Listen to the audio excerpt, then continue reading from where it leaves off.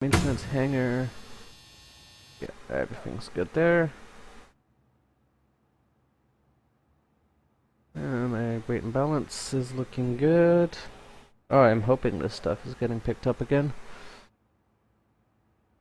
Yeah, anyways, what I'll do is put that on, not that, not that. Tie downs, engine heating, no. Low trucks. And pitot cover.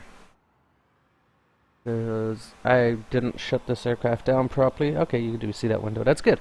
Yes, I didn't shut this aircraft down properly. I was in a rush. So yeah, okay. First things first, flight planner. Before I start up any third-party applications. So load. Leg number 4. Okay. No, do not move my aircraft, thank you.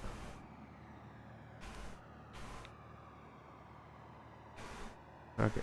Oh yeah, I got control lock-in. It's not really gonna do much. Okay, so, that's me mostly set up, eh? Yes. Now, first things first, we update the time. Connect, start the update. We're gonna update our time and date to match real time and date.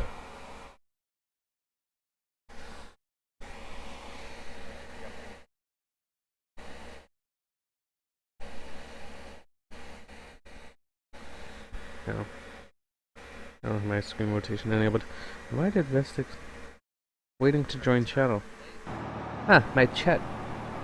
He didn't actually join my channel. Let's turn it off. Turn it on again.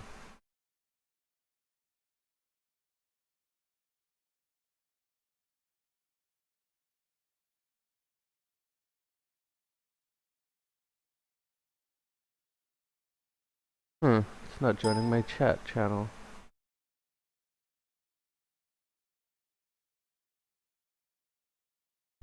Well, no idea there. Okay, now to put in the weather. For the real world weather. Okay, and that's good. Now I'll make sure I still have ATC window. Yep. Alright, good. Get rid of this again. And we'll go through my checklists, which should be under 2. Pardon me. Okay, so.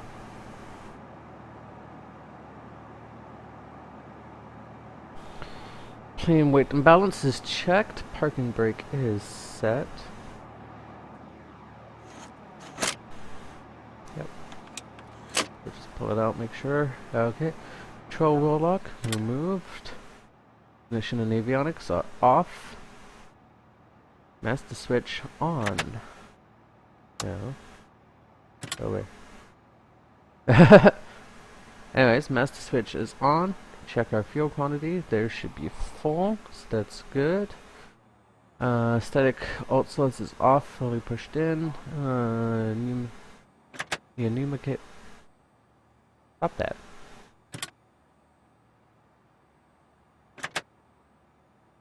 Why is it? Okay, that's weird. Anyways, Jesus. Okay, it's a test. Everything's flashing. And it should only be this bottom row on and steady. That's good.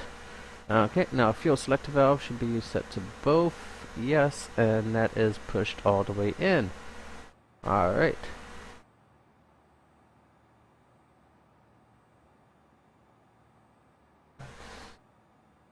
Yeah, that's right. And I have a pitot heat one somewhere.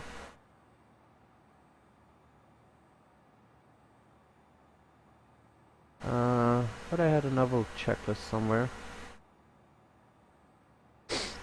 Oh, I do. This isn't the checklist I want to refer to. This is the checklist I want to refer to. Alright. So just reset this anyways. Okay, so pitot tube cover is not removed yet, as you can see, but we'll just quickly do that to remove it. Pilot's operating handbook is in plain. I don't want this view, thank you very much. That's the view I want. Okay, so, yeah, there's my pilot's operating handbook, or the owner's handbook, whatever it wants to say. My weight and balance is checked, my parking brake is set, control wheel lock has been removed, the ignition switch is off, avionics master is off, battery master on, pitot heat on. Okay, check my fuel quantity, they're good. Now I have to do the panel test, that's off, yes. My alt source is off. Indicator test. They lit up, flashed, and it should only be these ones that stay steady. We are good. Okay, now check fuel selector is both. Check that's pushed in. Yes. Flaps extend.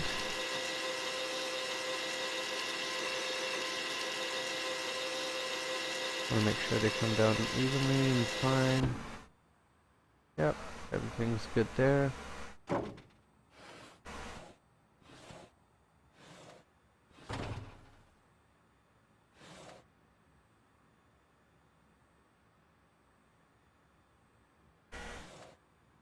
That actually turns my steering wheel here. That's weird. Okay, anyways, flaps extended, pitot heat off, avionics master switch. Oh, I was supposed to switch that on. Well, we'll just do it quick. Turn the pitot heat off because otherwise it'll cool off. Everything will light up. Go for its test, and we are all good. So yes. Yeah, that can come off. That goes up. Battery off. And then we're gonna set our trim for takeoff.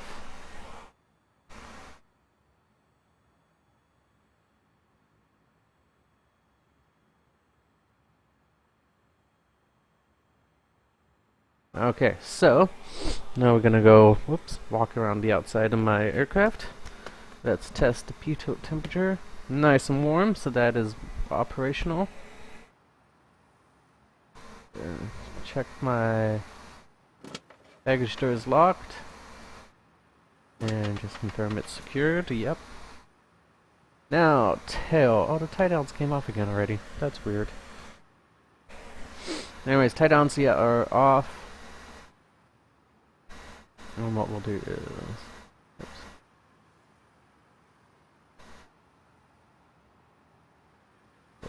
check that for range and movement.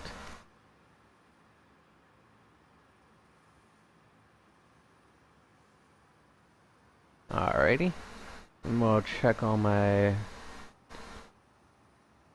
hinges, my braces, my brackets, my bungles. Check the pitch trim tab. Okay, so then from there we'll move over to the right wing. We'll check our right flap and check the hinges and stuff for the flap. They are looking nice. No damage or anything, no debris. I check my bolts and stuff here. Check for any damage, debris, anything like that. And we'll check, make sure those are operating.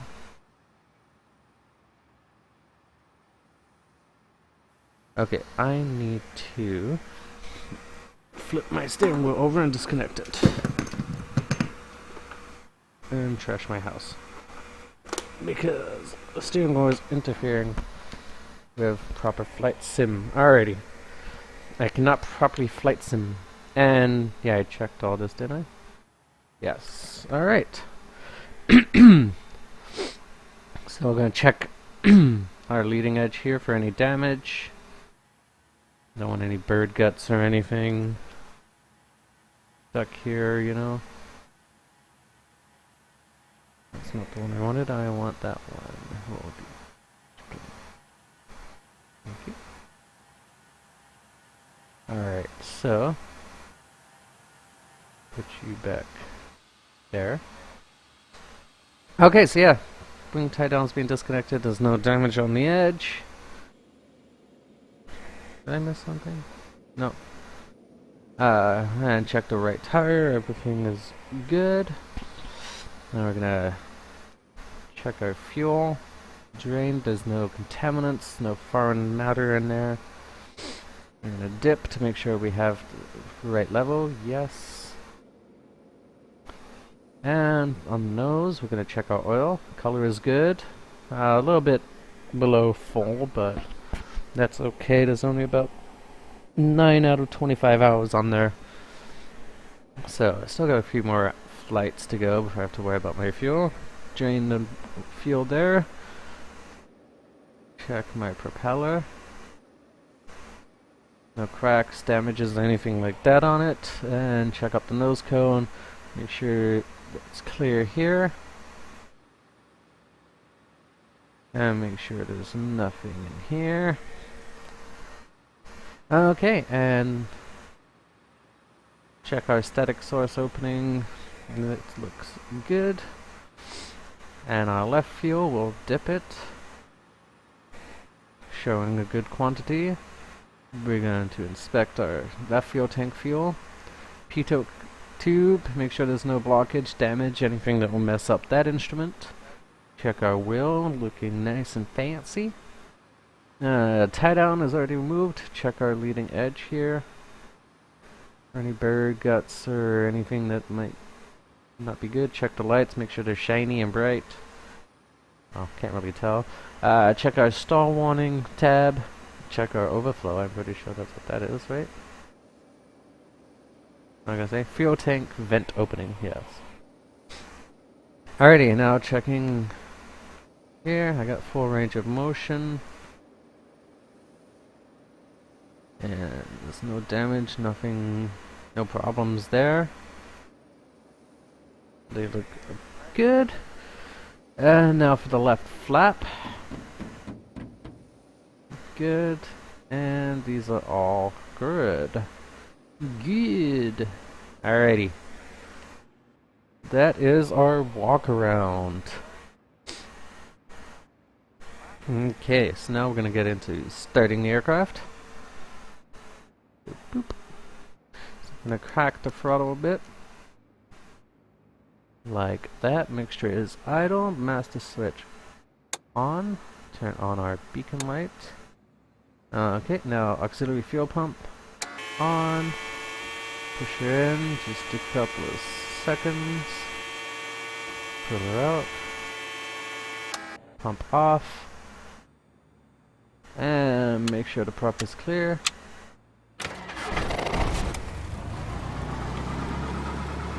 Alrighty, and she starts up like a beautiful bird. That she is. Alright, now I'm going to do a load test.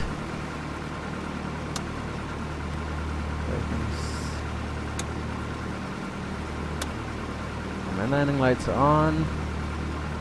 No. Landing lights, nice draw. I saw the amp meter drop. And you can see that it is draining. And we're going to turn on the alternator, and we got a confirm of a charge. There we go. We'll turn my taxi and my nav lights back on.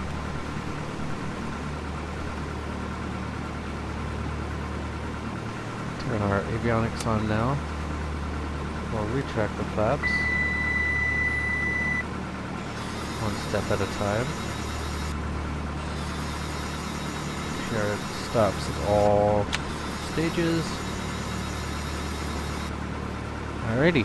Montreal, ground, no problems with it. 9er Heavy, with whiskey, ready to taxi IFR. Transat 629er Heavy, taxi to and hold short of runway 24, left using taxiway Alpha, Alpha 2, runway 6, right Alpha 1, Alpha. Contact tower on 119er when ready. Taxi to and hold short runway 24, left using taxiway Alpha, Alpha 2, runway 6, right Alpha 1, Alpha. Transat 629 left Make sure heavy. this is set where I want it. Yep. Alright. So let's get our ATIS. Norval, airport information, whiskey, 1616 Zulu, wind 290 at 11, visibility greater than 20 miles, sky condition, no clouds below 20,000, temperature -8, dew point -19er, altimeter 3036, ILS, runway 24 right and ILS, runway 24 left in use, landing and departing, runway 24 right and runway 24 left. VFR aircraft say direction of flight. All aircraft read hold short instructions. Advise controller on initial contact, you at whiskey.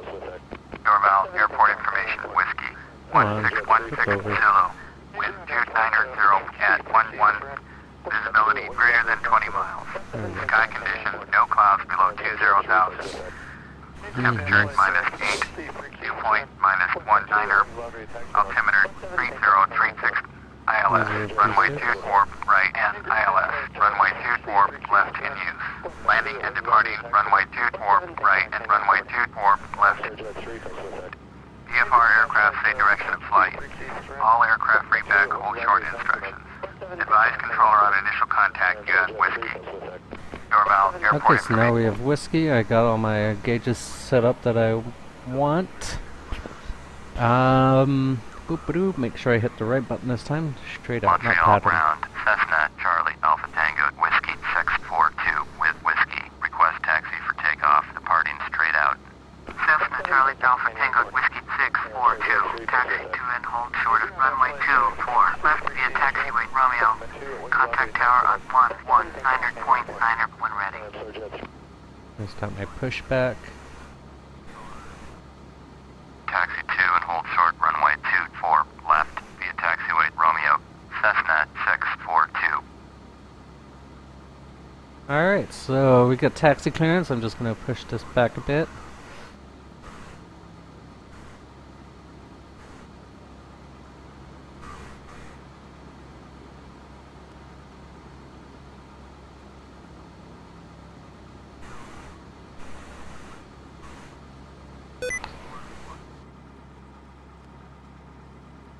Brown, Transat 211 heavy, taxi to the gate. Sticky geese. Transat 211 heavy, taxi to gate 3 Alright, 4. Using so release our taxiway Bravo brakes. 1, Bravo 2, Foxtrot.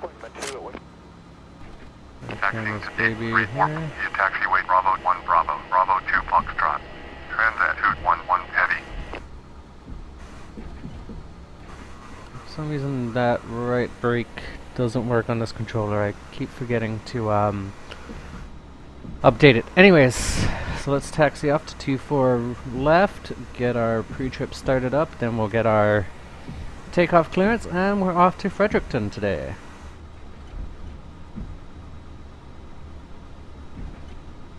Alright, so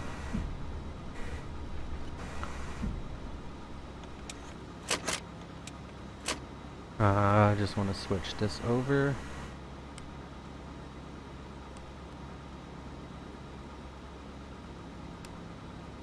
So -7 degrees Celsius right now.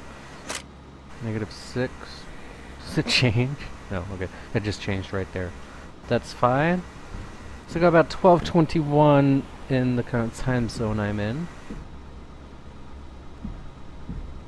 I got 2 planes taking Montreal off. ground, Base Air to France San- 344 heavy, taxi to the gate. Coming Air off France of 344 onto heavy, Romeo taxi here. to gate Alpha 3 9er via taxiway Bravo 1, Bravo Echo. Taxiing to gate Alpha 3 9er via taxiway Bravo 1, Bravo Echo. Air France 344 heavy. Oops, a little loose there. Yeah, not too worried about my brakes. Well, I got my left brake, but my right brake doesn't work. But I got rudders and stuff, so that's fine. Keep on my brakes. It's the only thing about this one. Running at 1,000 RPM, you end up going way too fast. So you're definitely on your brakes quite a lot. Otherwise, you're just gonna end up fouling up your. Did it ever connect to my chat? Transat Yes, I did. I did turn my channel. Okay. Position caution at Boeing 737 on the runway. Hold position, Transat, execute 9er heavy. Alright, so we're cleared up to the runway. But not past, remember? That's Tower's job to give you that clearance. Alright. We're just gonna pull up nice and close.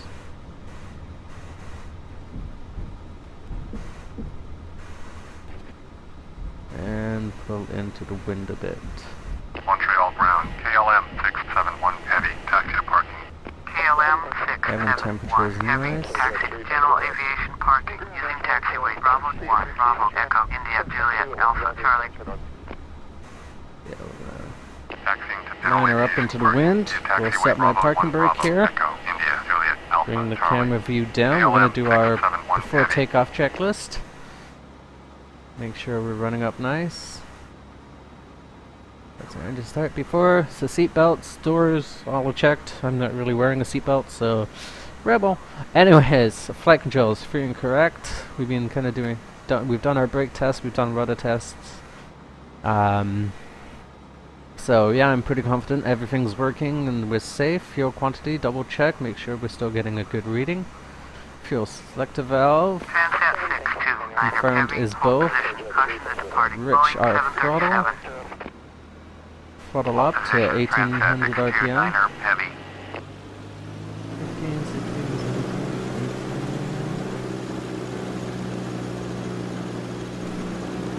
17, Montreal ground 318, taxi to the gate.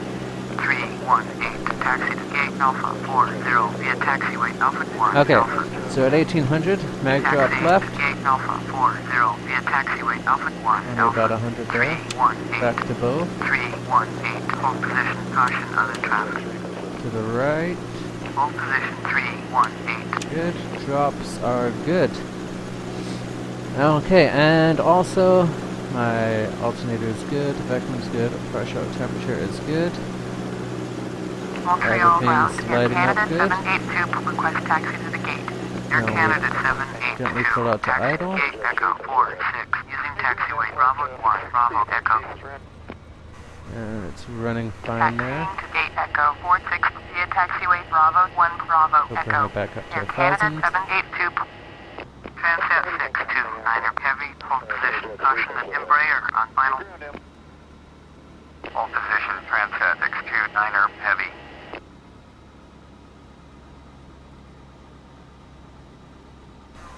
Alright, so. Alright.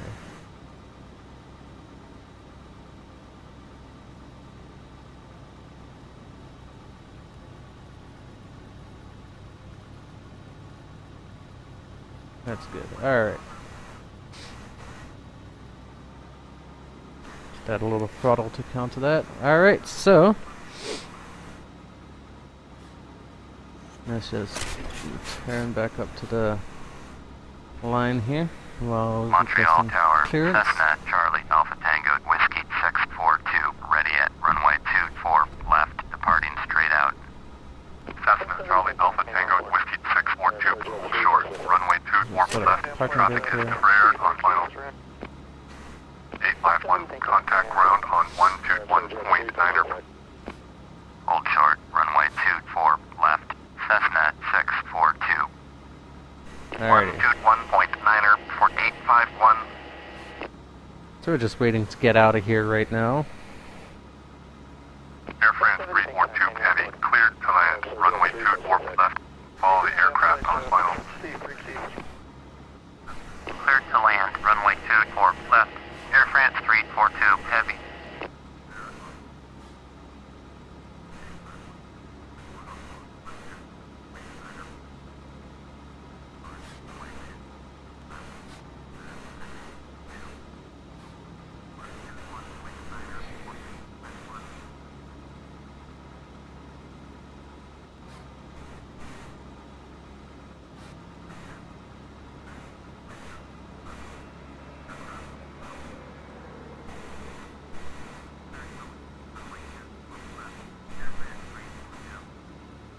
A little bit of needle jumping there.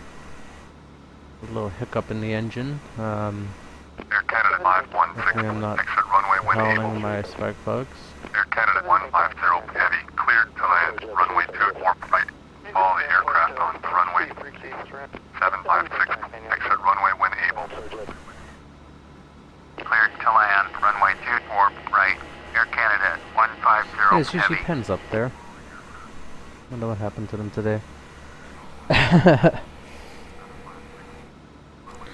Well, Air Canada 516, contact ground on taking a 121.9er. quick look outside. Oops. Yeah, let's get it on. 121.9er for Air Canada 516. 756, There contact she ground is. on 121.9er. Air Canada 1148, See where I wish I didn't have a high wing aircraft. You'll be able to actually see this stuff from inside a lot better. Runway 24 right. Air Canada So, like, 1148. oops. I see zooming it doesn't really change my position. It's the only downside. Montreal Tower 3424 is 13 miles northeast inbound ILS. Runway 24 left approach. Air France coming in. Make straight in. Runway 24 left. Altimeter 3021. Make straight in. Runway 24 left. 3424. Alright, so... yeah, just waiting for clearance to get out of here, really. And... see what I'll plan first. I'm going to do a left turn out of here. Air France 342 Heavy, get off the runway. I'm waiting to go. I'm kidding. Alright, but yeah. We're going to be heading to Fredericton, another international airport. It's not as big as Montreal though, so traffic might not be too bad, but it depends what time we catch them, I guess. I don't even have my watch on me. Air France 342 Heavy, exit runway when able. Oh, check that. I want to make sure my flight recorder is going. Yes, okay. It's in taxi mode right now. That's good. I love it. Alpha Tango Whiskey 642, cleared for takeoff. Runway 24 left, starting straight out and through. Cleared All right. for takeoff. Runway 24 I'm good to left. go. Cessna 642. Air Canada 150 Heavy, turn next taxiway. 121.9er. Air France 342 Heavy. Air Canada 1148. Go. Air Canada 150 Heavy. Contact ground on 121.9er. 208 Heavy. Cleared to land. Runway 24 left. Cleared to land. Runway 24 Landing left. on strobe. 208 Heavy. Need to be on right Going now. around. Air Canada Switch 1148. you to full. Air Canada 1148. Contact Montreal approach Let's get out of here. 118.9er. 121.9er for Air Canada 150 Heavy. Full throttle, full mixture. 118.9er. Air Canada 1148. Ooh. 3424 cleared to land. Runway 24 left. All the aircraft on final. 7433 cleared to land. Runway 24 left. Number 2 for landing. All the aircraft on final. Alright, so Cleared to land. Runway 24 left. Number 2. 7433. Air Canada 745 cleared to land. Runway 24 left. Number 3 for landing. All the aircraft on final. Cleared to land. Runway 24 left. Number 3. Air Canada 745. Cleared to land. Runway 24 left. 3424.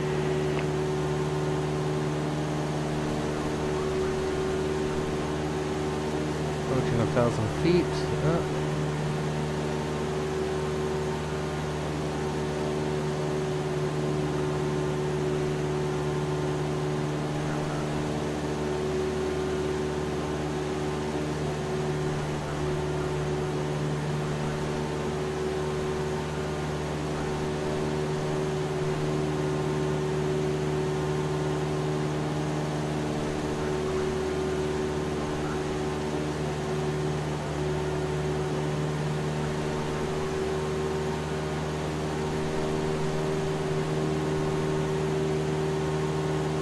Alright, so Cessna 642, you are leaving my airspace. Frequency change approved. 20. we're gonna go to Montreal departure. Frequency. We'll continue to try and trim this baby up.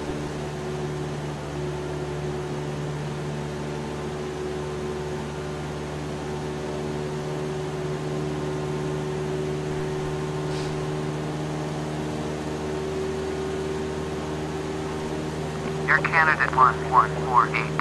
Contact Montreal approach on 134.15. Let's go out over the river here. 134.15 for Air Canada 1148.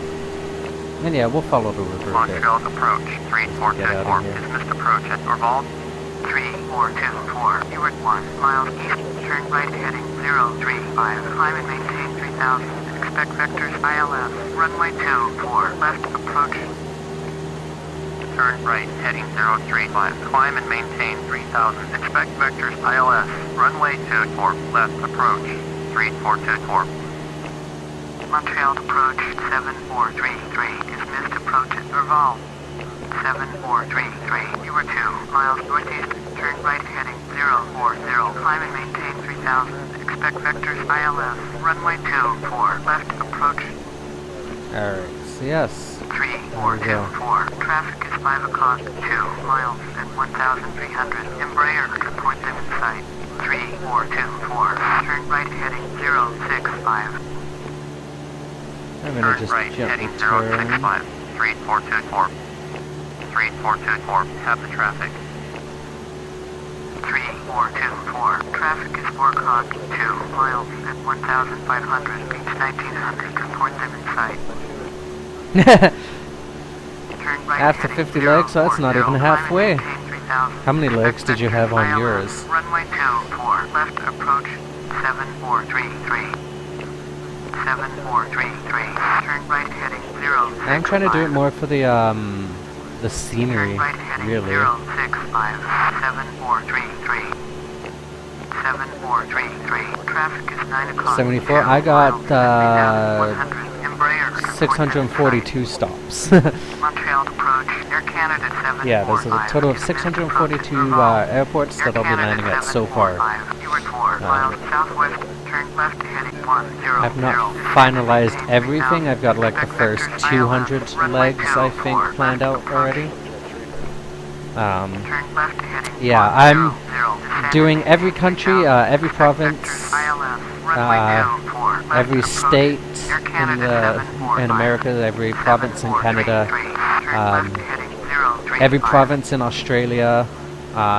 Yeah, I'm trying to visit everything. 7433. Air Canada 745. Turn left heading So 065. yeah, this is Montreal, just a short little flight, Montreal to Traffic is 1 o'clock. 4 miles. that moved. 2000. Boeing 737. Support them in sight. 3424. Traffic is 2 o'clock. About a 4 3-hour miles flight. at 1,900. Boeing 737. Support them Shorter in than my sight. flight last week that ended up being like almost 6 hours. Have the traffic. Oh yeah, I 3424. wanna, Traffic in sight. I'm gonna make sure I see the world. That's 3424. Traffic is 1 o'clock. 4 cool. miles And at it's all gonna be 2,300. VFR. RTA-8 So between support them in sight. 2,500 and 4,500 feet 3424. Turn left basically heading is 030. my limits. So 7433. Traffic is 3 o'clock. 2 miles at 2,100. RTA-8 support them extremely in busy sight. in Montreal. 7433. Traffic alert. 9 o'clock. Less than 1 mile. 3,000. Embraer. Support them Trim in this sight. baby out a little bit more. 7433. Have the traffic. Turn left heading 065. Yeah, there's a lot of and it's sad because I figured out I'm right now with this current schedule I'm only doing one flight a week. So one flight a week is gonna take it is 600, right? Yeah, 642 legs. So one a week, that's a lot of weeks. North Korea? Yeah, I got North Korea, I got South Korea. That's just off Asia actually. Yeah, I got Russia, I got everything. I really do. 7 Actually, let's see if 065. I can quickly show this off. Turn left heading 065, 7653. Just want to trim out a bit more. I'm still kind of climbing up. But yeah, I think I've got about 6 more legs in Canada, and then the Vatican. I can't remember. I think I'd Air Canada go to Rome 745. City. Contact Montreal approach on 134.1. But it is, because it's mostly a sightseeing, I'm just doing some of these larger hops outside of, to get out of Canada, just because Canada is so vast and empty. Like, the scenery is beautiful, but it is repetitive, you know? Oh, I'm actually able to control it by this. Let's see, quickly, add image. Oh. Why did my plane just tilt? Anyways. Keeping her trimmed up, that's good. Okay, anyways, and in the picture, I will show, where is it?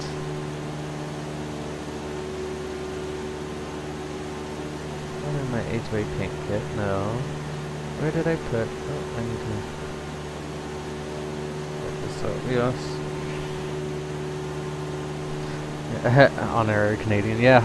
Oh, he pretty much dealt with what we deal with, I guess. Let's see. Where did I put that? Recordings? No. It's under my stuff somewhere. FSX backup? No. I have 2 folders that say Steven's stuff. Like, oh my god, where did I put this file? No, it's not on my logos. Oops. It's 9 o'clock. It was under projects, wasn't it? It's in my projects folder. That's it. YouTube. Across the world. No. Well, what the? Okay, well, I had a picture which shows basically all the stops planned out. But apparently I don't have it anymore. Oh well.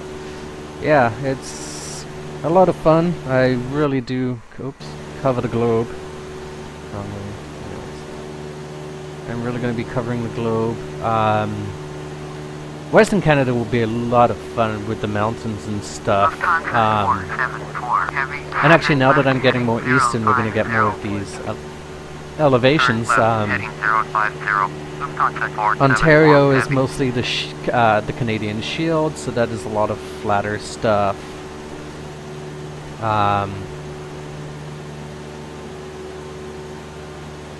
What else? Yeah, then you got the prairies, which are pretty flat, which is where I started. I started from my current hometown in Manitoba. I'm now in Quebec, so we've gone through Ontario, we're now in Quebec. So yeah, I do about one... Actually, Quebec I think I have to hit twice just because of the Quebec is a very large province.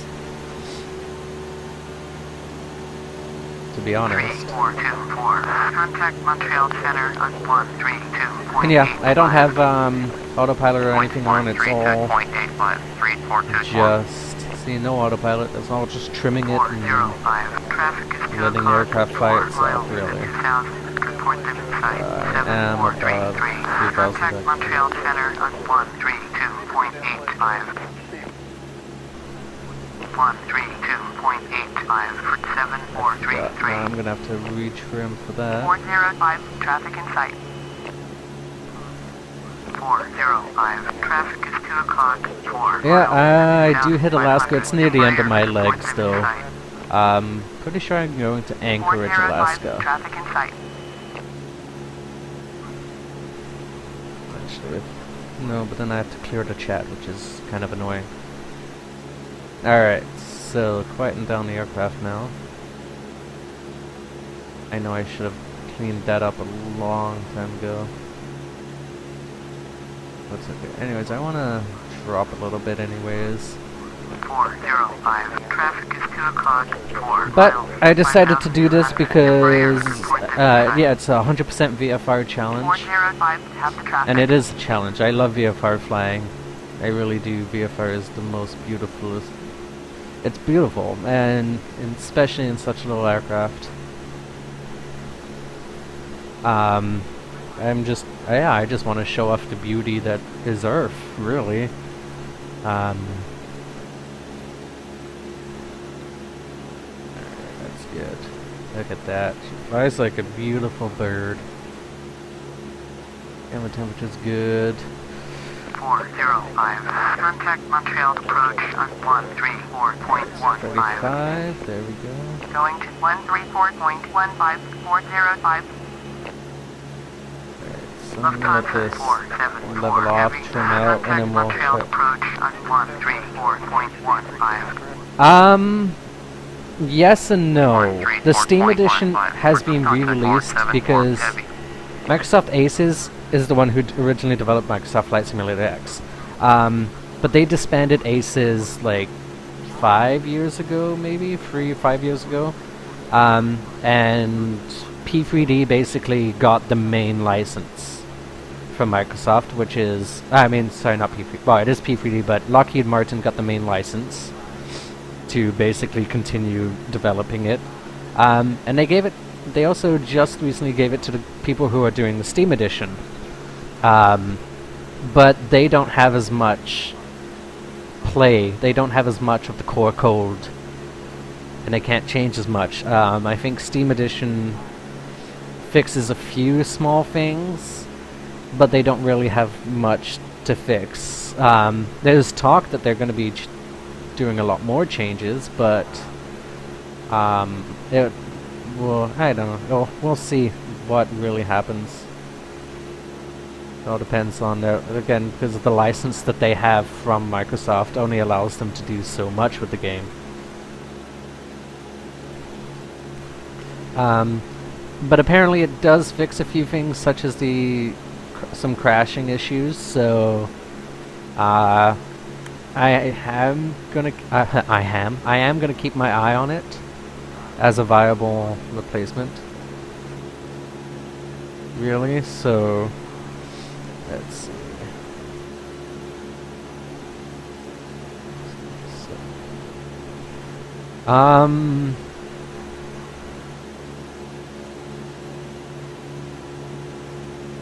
The link for FSX, to buy or like the Microsoft website? Air Canada 408, you were 1 mile east. Because if you're gonna buy it, you'll have to, your best bet will be Amazon, I believe. Your best bet, yeah, for FSX would be Amazon. But at this point, I would recommend you upgrade to the Steam Edition. A lot of stuff that is made for FSX will work on the Steam Edition, just because it really is the same default code anyways. There might just be there's some things that kind of conflict, and I think that's the service pack changes. But if it's, yeah. I'm pretty sure as a general rule of thumb, if it will work for acceleration, it should work for the Steam Edition. So yeah, I don't think there's any digital downloads for FSX. You would have to get a boxed version of somewhere like Amazon or maybe Newegg. I've seen it on Newegg a few times, but yes. I had the boxed edition of this. I lost it a while ago, and I just taunted it basically. To me, it's abandonware. The developers have stopped. They like they disbanded the studio, the Aces Studios. So to me, I'm classifying this as abandonware. So Contact Montreal Center on 132.85. yeah. And I think I personally, I think if you're just getting into it, go for the Steam edition, because it does fix a few of the out-of-memory errors and problems that you will find in the boxed edition. You should. I'm pretty sure there is a default Airbus that comes with FSX, and most of the Turn left heading 015. payware Canada 408. Airbuses should work on the Steam edition as well.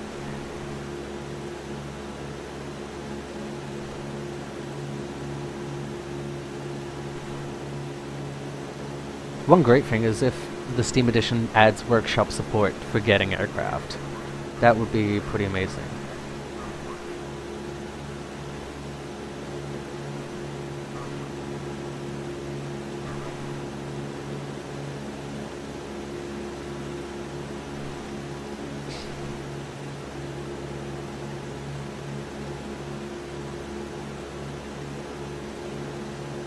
Alright.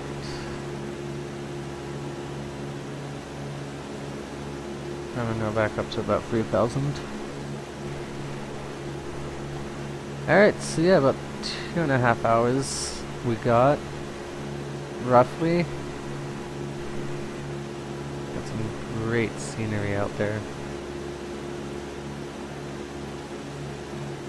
I do have Orbix Global and NA installed, so yeah.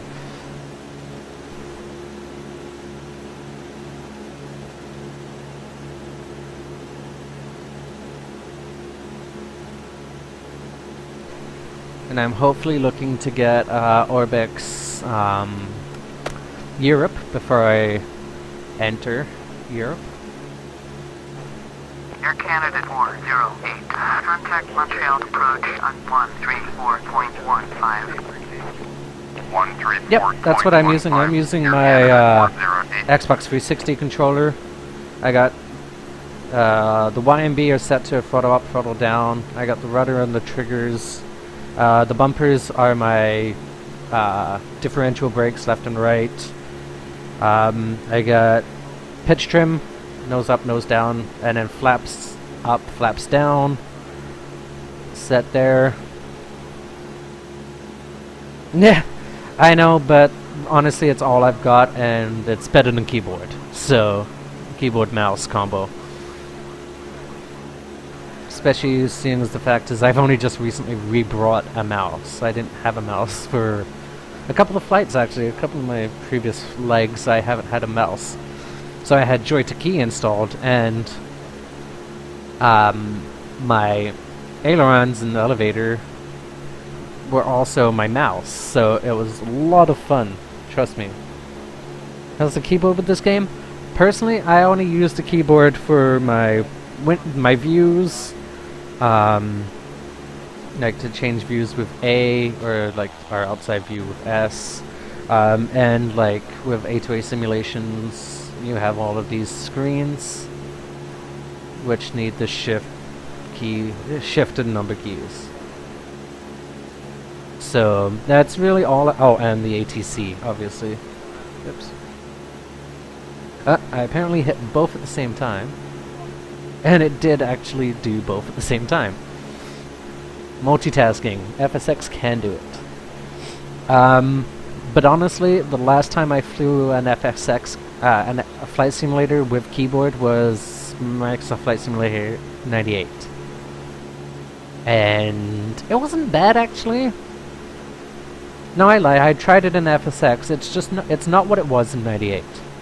I don't know. I think they focused more on keyboard controls in 98 to make it more smooth and stuff. Whereas FSX became definitely more controller dependent.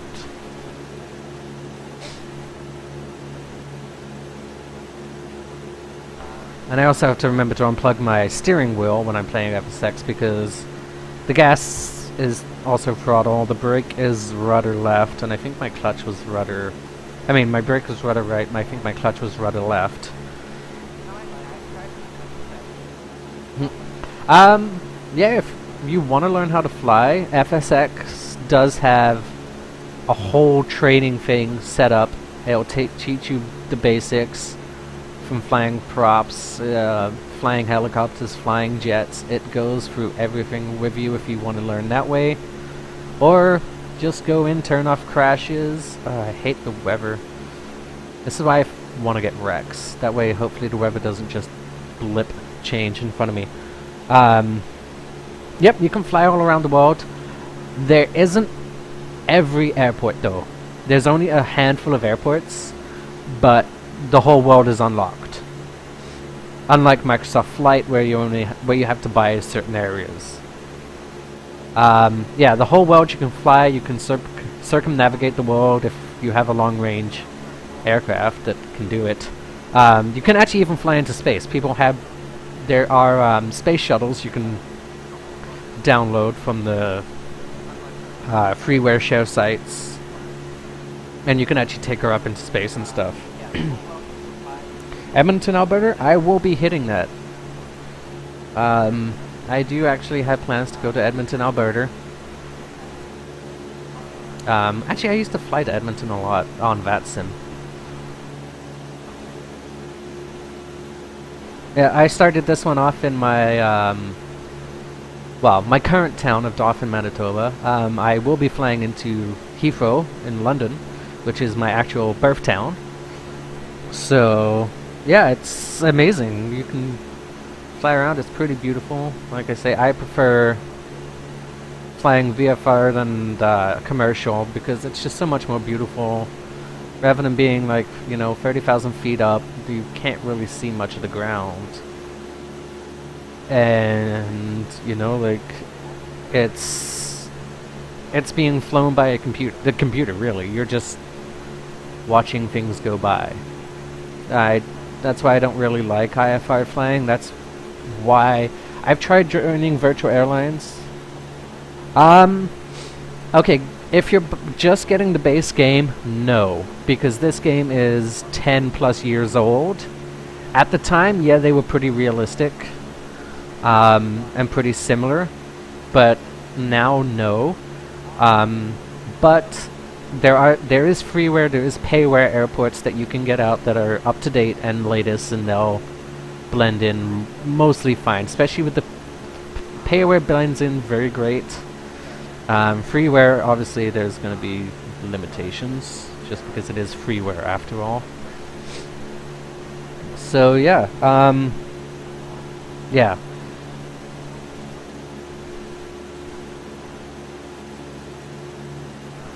Like, I do have Orbix installed, the Orbix Global and Orbix North America installed. I think Global's active right now. I should really have North America active while I'm in North America.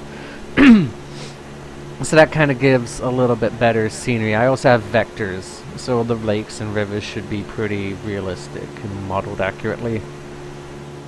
But yeah. Hey man, that's okay. It's not exactly an action-filled game. Unless we have any failures, which I haven't even checked. My temperature and pressure all good, vacuum's good. So yeah, I'm not really exactly gonna be doing much, so yeah, definitely here to answer questions. I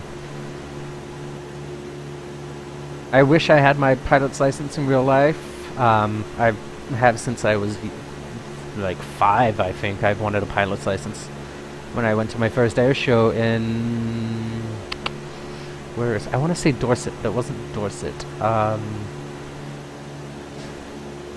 yeah, basically, ever since my first air show, I've been hooked on planes. Like, and I lived not far from Heathrow. You could see them landing and arriving, and the Concorde taking off. Ooh, how it shook our windows. It was amazing, though. I loved it.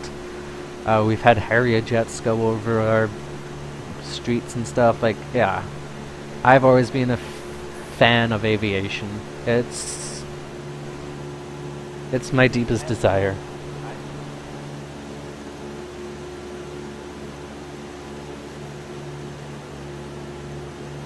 Yeah, Orbix is a payware, and some of these payware packs, they're not cheap. No, I'm not gonna lie. It's... because especially the Orbix packs, but Orbix, they don't do just... it's not just one airport, like you get a region, basically. They do have single airports, but not too many of them. Orbix does actually have a bunch of freeware. If you go to, what's their site? fullterrain.com.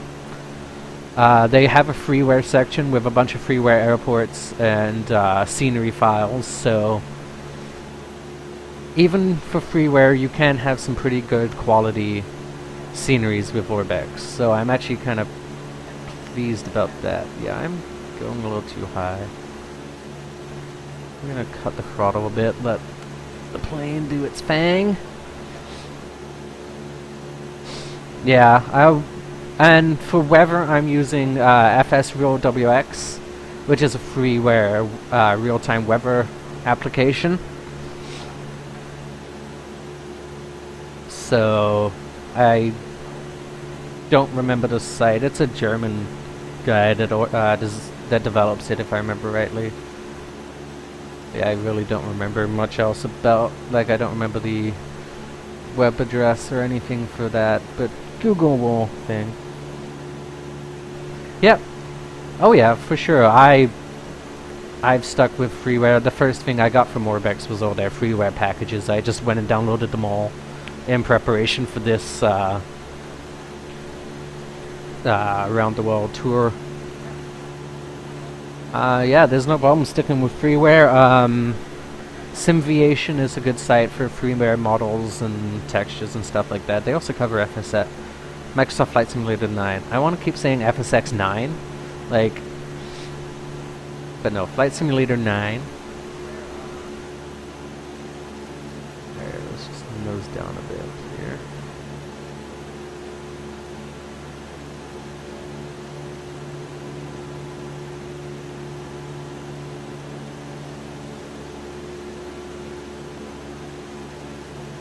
I'm getting a little higher than I want to be.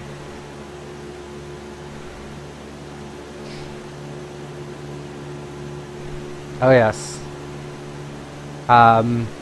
If you do get hooked, the one thing about flying is it's not a short thing. As you can see, I'm moved. I hate when it moves. I wish it would just stay fixed on that screen. Like, I got a 2-hour flight here.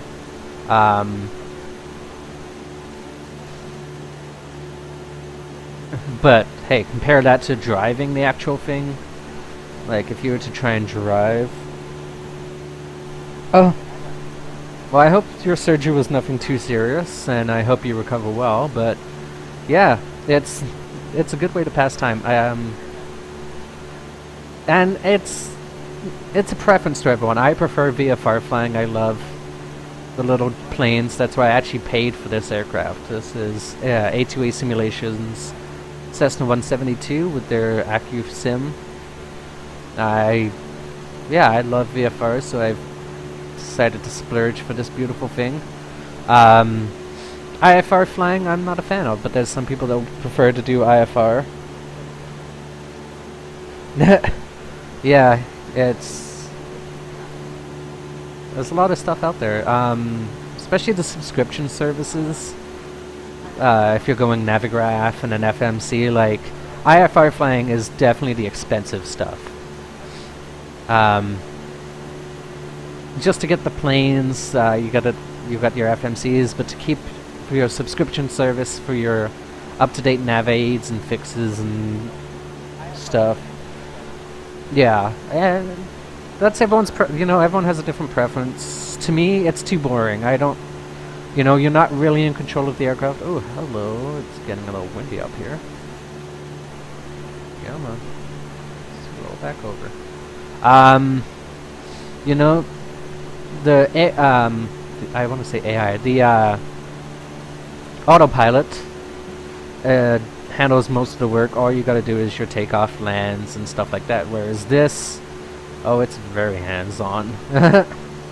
As you can see, I'm getting pushed around a little bit. Oh, you should have seen my landing into Montreal. Yep, there are bigger planes. Like, there's a whole load of stuff. Like, definitely check out Simviation. They have a huge list of stuff, and that's one of the places I prefer to go and get my freeware models. Yeah, they'll have their big planes. If you want to fly online, you can join Virtual Airline, and they'll give you, and most of them are pretty good models and stuff. They'll give you your aircraft and stuff that you can fly around in. So yeah, it's really all about finding what suits you best. Yeah, the freeware is freeware just because it's someone's hobby of making it, you know, and where, you know, they're using a lot limited tools, whereas payware have a lot more tools, a lot more, and it gets more to the photorealistic areas and stuff like that. That's really your difference. But, you know, if you're not too worried about the outside look of your aircraft or stuff like that,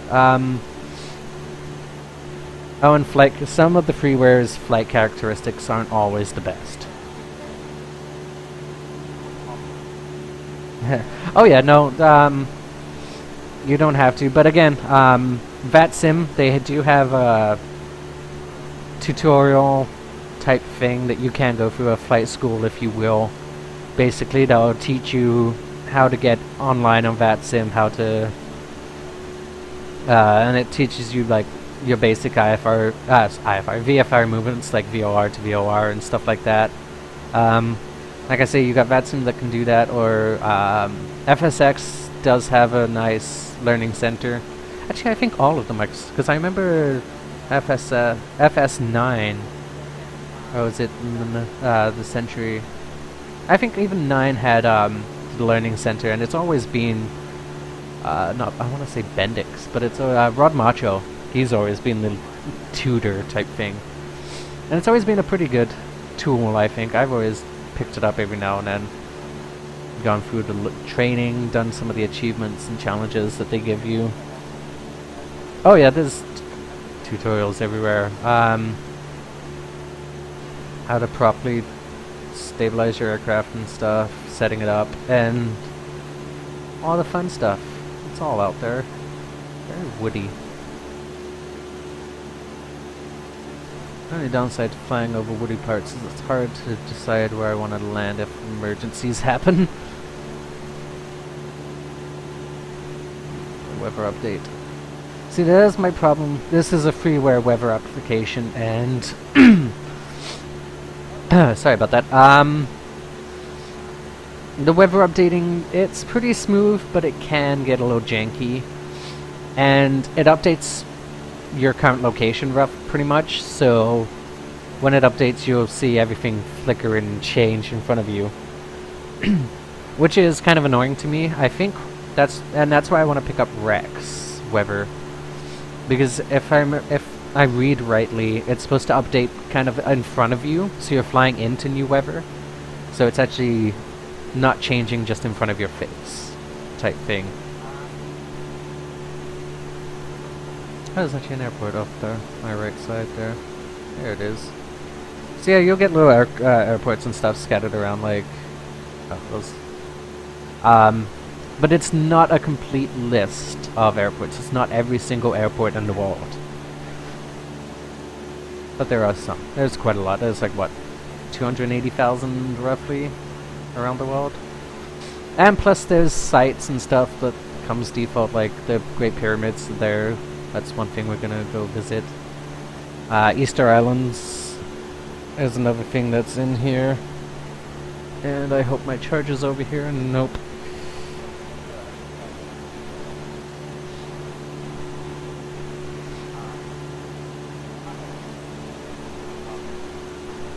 Yep, I have FSRoll WX.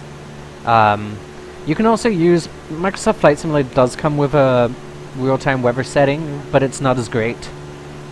It doesn't update as often, and it doesn't give you very detailed weather. Like, it doesn't really give you overlapping clouds and stuff like that. And it only updates FSX's stations. I use FS Real WX, and it updates a lot more often.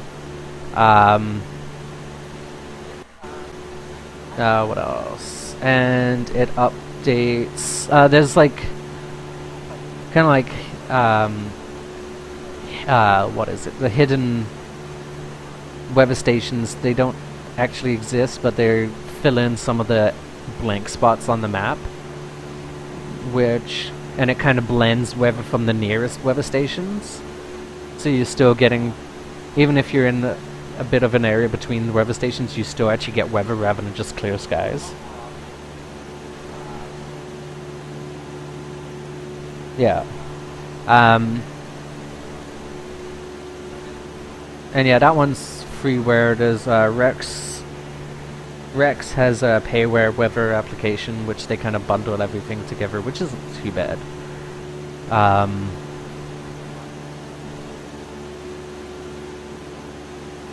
Yeah.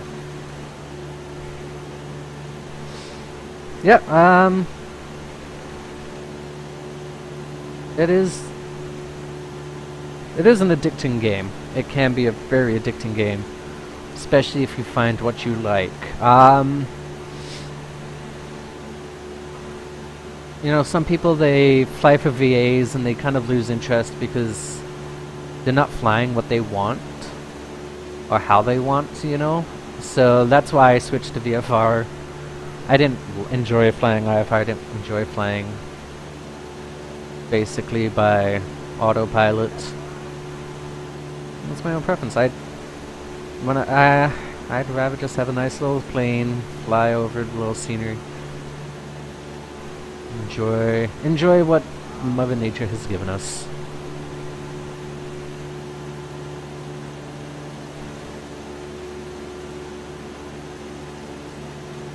Kind of partially frozen lake over there.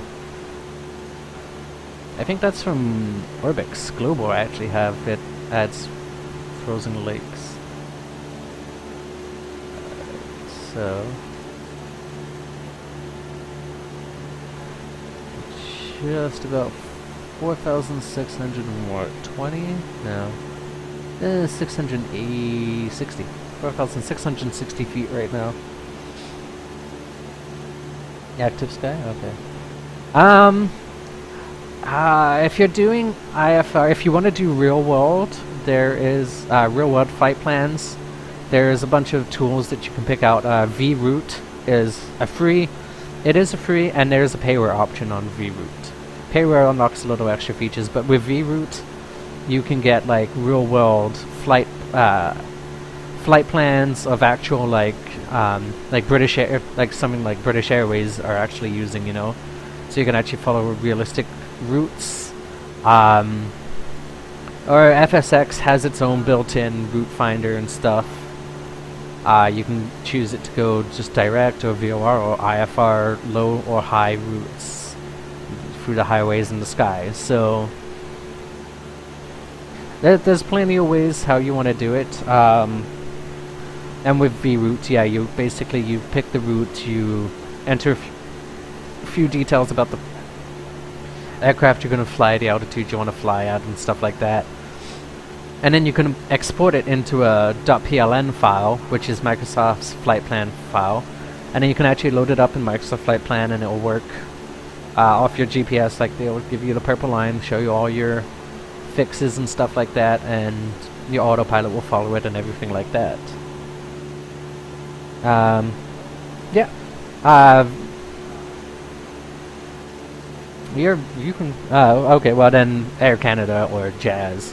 Like it has pretty much all the things there on VRoute. Like, you just gotta enter your departure and arrival airports, and it will show.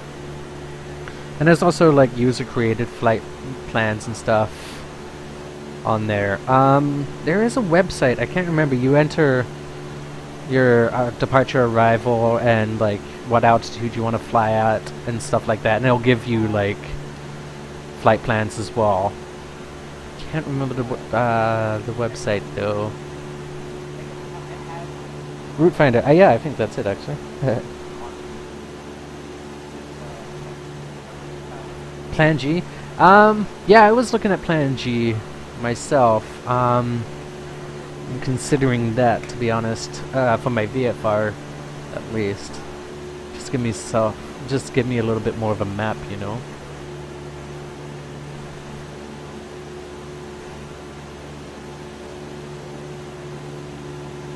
Now we're descending a little too fast for my liking. So we'll kill that a little bit.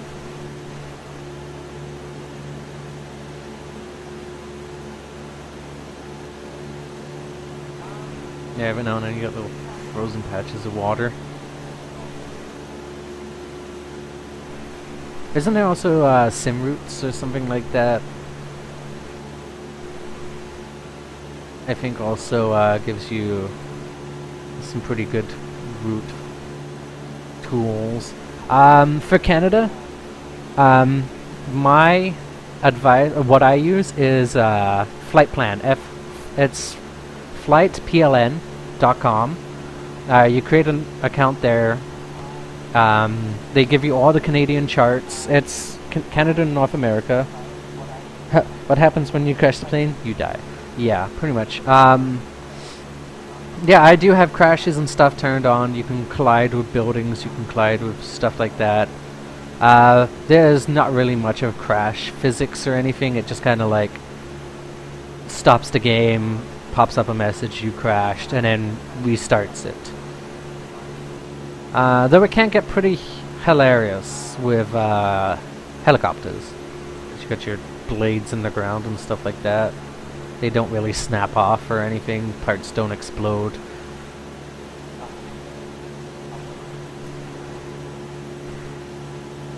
My cat. My cat is like, you need to pet me. Apparently my cat is my co-pilot today. Yeah, but there are programmable failures, and one of the downsides is I haven't found a program that will truly, except for FS Passengers, but that's payware. You can kind of get more of a, it increases your failure chance the older the plane gets. But I would love to get a proper add-on that does random, like truly random failures depending on your aircraft. Like, we can see from this that I've got just over 10 hours on my engine. So it's still a pretty new engine, so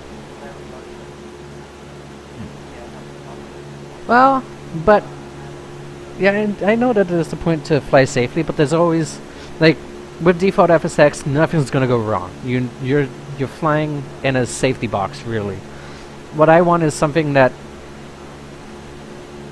will give you like actual failures, like, so with especially as your aircraft gets older, you know, like, you're gonna have to, if you don't do your maintenance, like, your gauges can go. The AccuSim actually kind of models this. That's why I kind of chose A2A Simulations, is because they model a bunch of this stuff. Sadly, it's just for their aircraft and not for any aircraft, but like, I want it so, you know, you're actually checking your gauges constantly, making sure they're in the green, making sure, you know, like, with A2A, your spark plugs can get fouled up, so when you're doing your mag checks, you'll actually see a huge drop, and it'll be bouncing because it can't really keep the engine running on just that mag, you know. And I am the worst taxier in this aircraft. My spark plugs foul up quite a lot. I think I have her mixed pretty well today. My AGT is not too high. And yeah, stuff like that I really do love. Like, my exhaust gas temperature actually reacts. It actually does stuff, you know? Like, I want to fly, but I want to fly realistically. That's why I want these failures and stuff to be a thing. You know, it's not really a simulation if you're not simulating all the possibilities. Got some mountains coming up.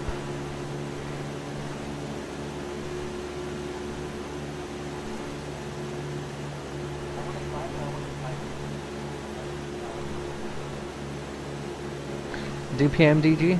Even on their jets? Because doesn't PMDG does a couple of jets. I think they do a TriStar for sure. Yeah, whoa, hello wind. Kind of pushing me around a bit. Alright, so yeah, let's get a little bit of climb going here. Just make sure I get over this mountain.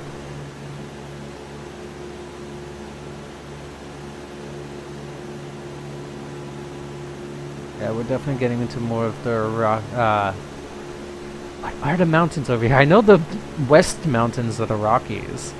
What are the mountains here? I can't remember. There's the name for this range because it goes into America as well.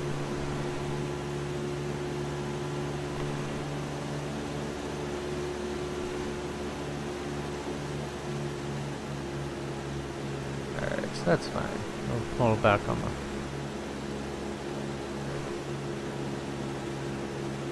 At least throttle a bit.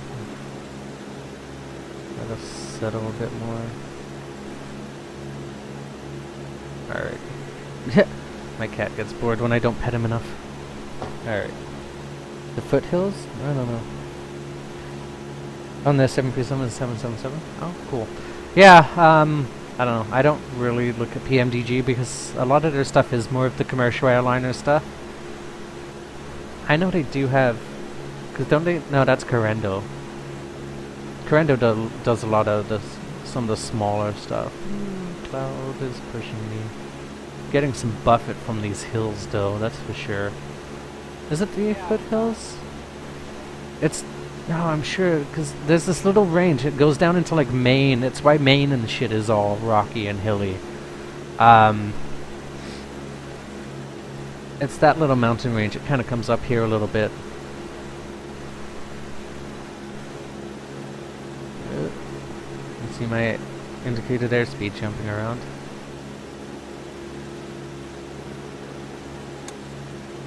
Negative 17 with some clouds. I think I'll turn that on. Make sure my stuff doesn't freeze up on me.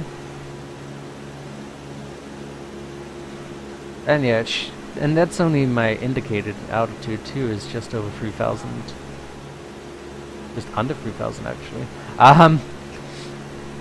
As I fly into different pressure systems, that becomes inaccurate because that's set by pressure. So I use it as a rough guide. That's set to Montreal's pressure system.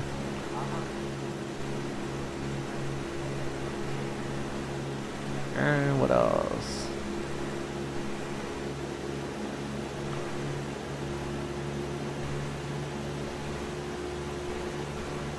How much is that messing me up? Hour and a half.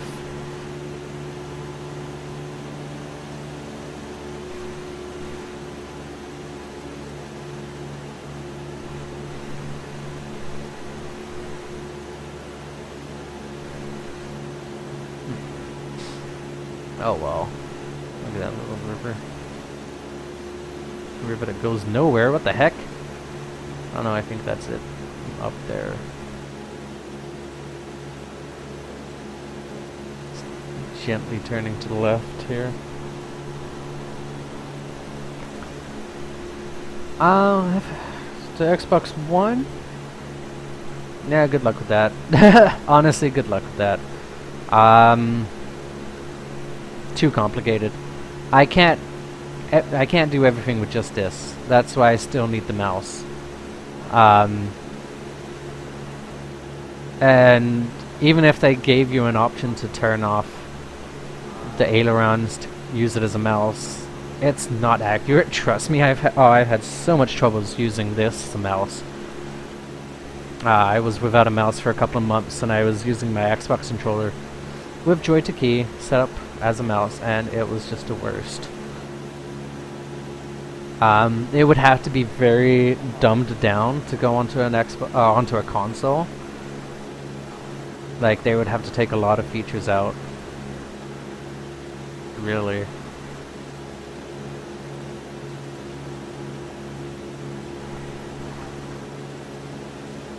Because you can't have buttons for all of these to ignition. Like, you'd have to either just have an auto start. Like, there's so much stuff, it's so complicated. Yeah. Well, we can all dream, but I don't know. It'd have to be very simplified. And personally, I think that will take out too much of the fun. Because then you're just basically flying like Tom Clancy's Hawks, you know?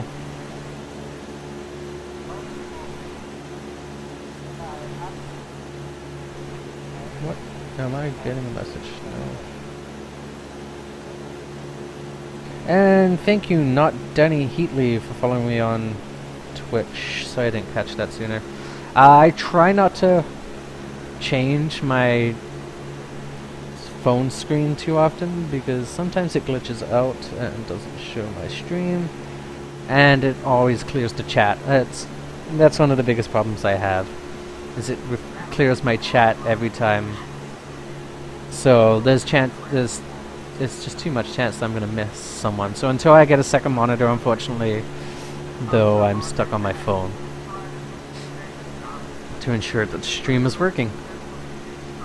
And also do this, I guess. I can't find a file. Cancel.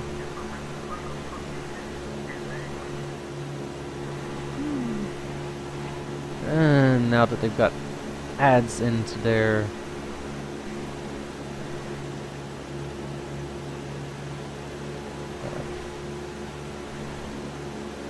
yeah, now they've got ads and everything on the Twitch app, makes it even worse. Oh. I saw a black box. That means the lights were getting loaded somewhere.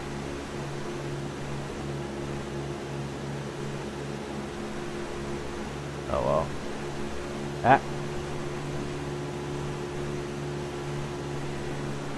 Now we'll use my superhuman zoom. Oh, it's an airport. Oh. I have such troubles. Where was it? Back out a bit. There, I think. Oh, touch one little thing and it all goes wrong. No. No. In that zoom, I'm basically useless. There it was. Start again. Oops. Over there, roughly.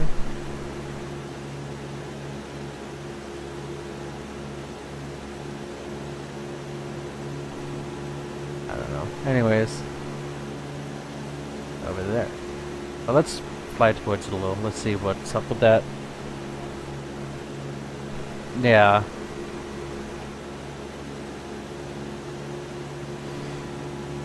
And yeah, and it's the complexity that makes them interesting, to be honest. Like,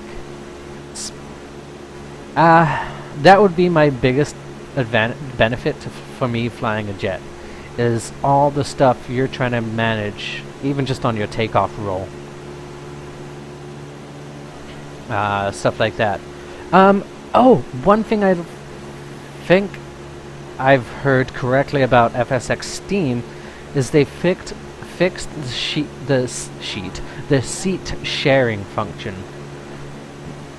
Now, apparently people are complimenting this feature. I'm not sure if that means they've added it so you can actually share add-on aircraft as well, because that would be the best. I would love to have like a guest co-pilot, you know, and let them take control, play around, stuff like that. Yep, there we go. Lights loading up over there. We got a little airport.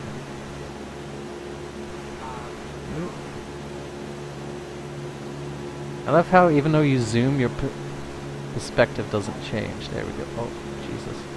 Like, I'm still focusing on close-up stuff like my compass there. I'm not actually focusing my eyes where I'm zooming to. To me, that's a little weird. But, oh well. Honestly, I would love for this to go virtual reality. Not sure if I really don't think this would be supported by Oculus Rift. Track IR would be nice, so I can actually look around. But my problem with using like Track IR is your screen's there. If you turn your head, you got to keep your eyes facing the screen. Like, that's a lot of eye strain. I do want a yoke. I have a Cytec Dream yoke. I want the Cytec setup with the throttle quadrants and everything. The rudder, the yoke, the radio stacks. I plan on eventually, slowly over time, picking up the whole works. And basically getting my own little virtual cockpit set up. Yeah, it feels weird. I really don't like flying with the controller. Just because you've got the controller's broken. That center is I've actually fixed my dead zones. But normally like this, it's not center when you're centered. It's a weird. This little center is a little weird, and it's not center when it's centered. You know.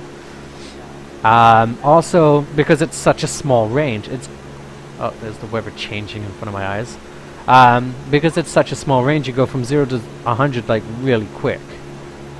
You know, whereas with an actual throttle, you got more realistic range and stuff.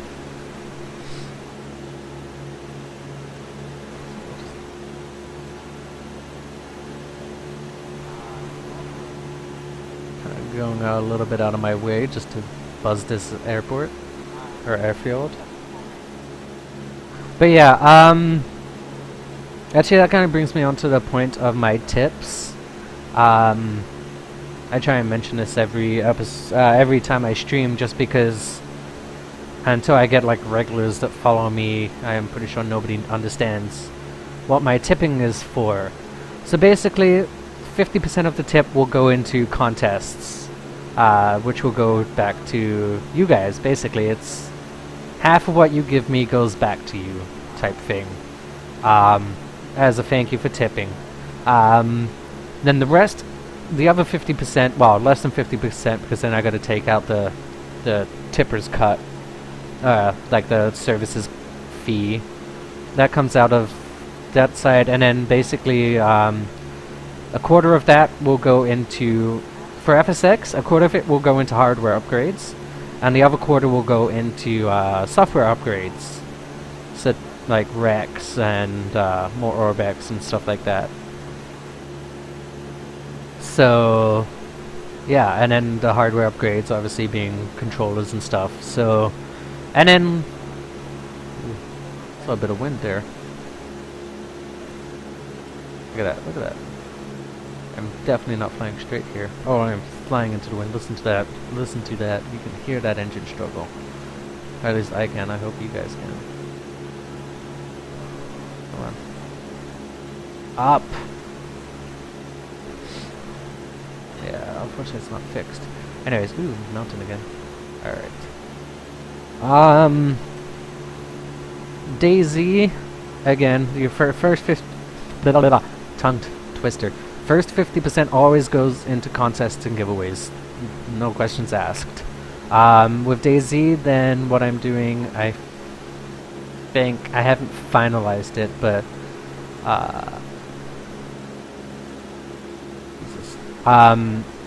mostly it'll go into broadcasting upgrade. So getting a better mic, getting a better system and stuff like that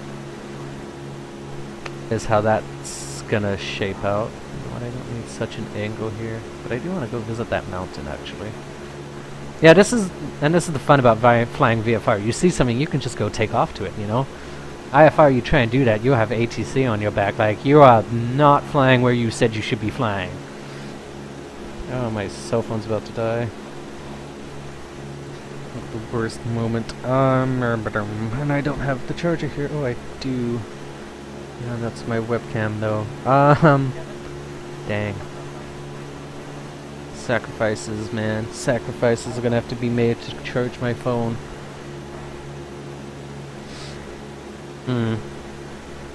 That's why I wish I had a spare USB slot on something. I don't want to give up my cam. I only have 5% battery. I'm definitely not going to last the next... wow, how much did I just slow down? Only a couple of knots. But yeah, anyways. I need to try and do this. I do not even have a I'm using all my USB ports right now. That is sad. My keyboard takes up 2 ports. Thanks, Alienware. And what? I got my keyboard's taking out 2 ports. I got my mouse. I got the webcam. I've got my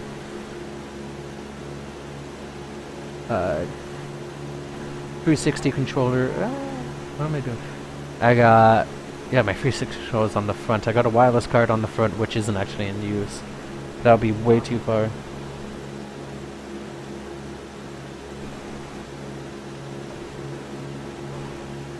Yeah, this computer I've got, original cost $3,500. It's an Alienware.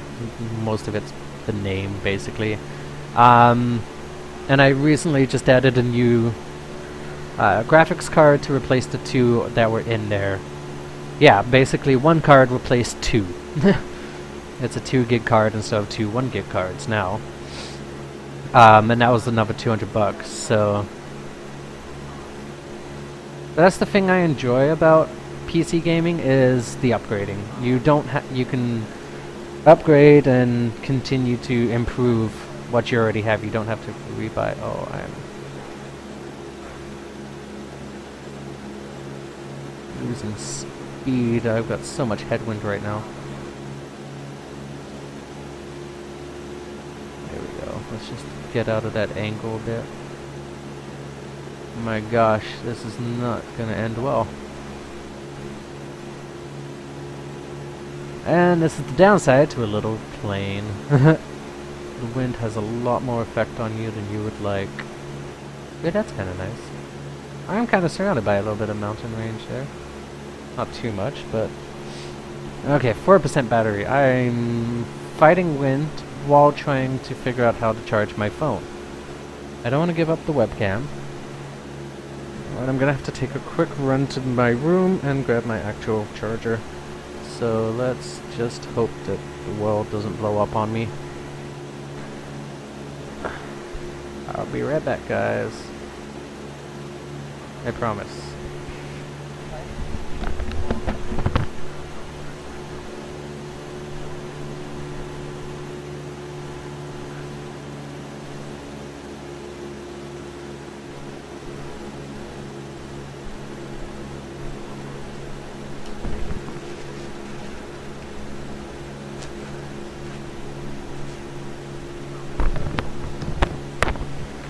Alright, okay.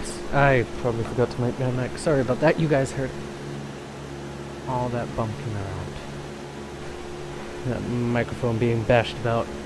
Alright, anyways. This is why you don't text and fly. Hey, I almost picked up my mouse. I do not have a mouse yoke. Alright, anyways. That goes back there. Good. I got everything fixed again. Except I'm sitting on my leg weird. Alright, an hour and 35 minutes.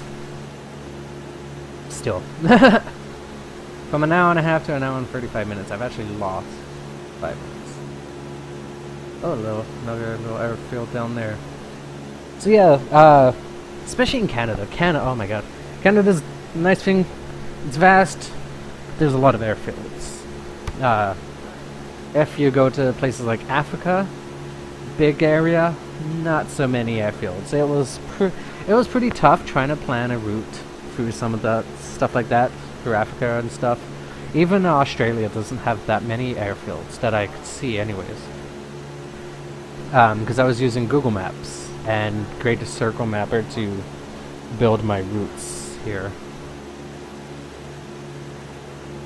And then, so basically I used those 2 tools.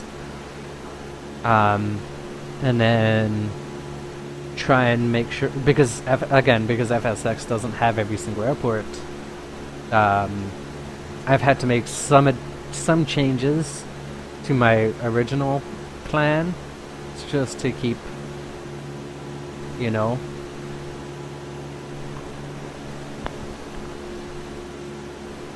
So it's pretty interesting trying to keep everything going. But you're guaranteed the large airports, they'll be fine. You'll have tons of the larger, definitely the international airports, they're definitely all going to be in there. There is a lot of small airfields. Like, I'm surprised that CJV5 is actually in there, the small airfield at Nipawa. Like, it's pretty much an airport that never gets used. The only time they use it is as a drag strip, basically now. But yet it's still in the game. It's pretty amazing. I think they've definitely paid more attention to North America than the rest of the world. That's my personal opinion. Though. Now, 40 minutes now to go. Whew! This wind.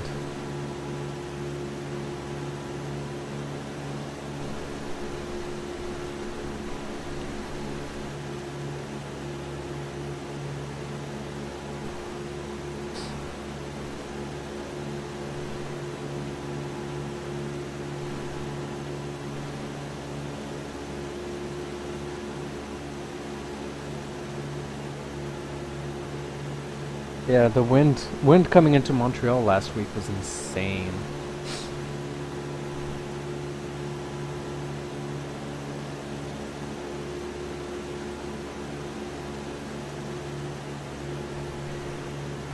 Alright, so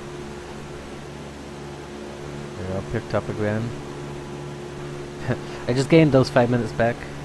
Actually, I gained 6 minutes back. Okay. 10.5 hours on this aircraft, on this engine. Let's see. Pressure and temperatures are good, vacuum's still good, the ammeter's fine. Not discharging. Fuel gauges are looking fine. I'm still draining a little bit more out of my rate than I'd like. Oops, I don't want that view to go out too far. That's the view I want. Yeah, my right tank.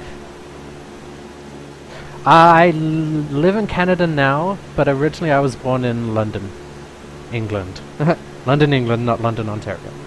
But yeah, I live in Canada now. I have been here for like 10 years. Coming up to 10 years. So it's 2005 I moved here.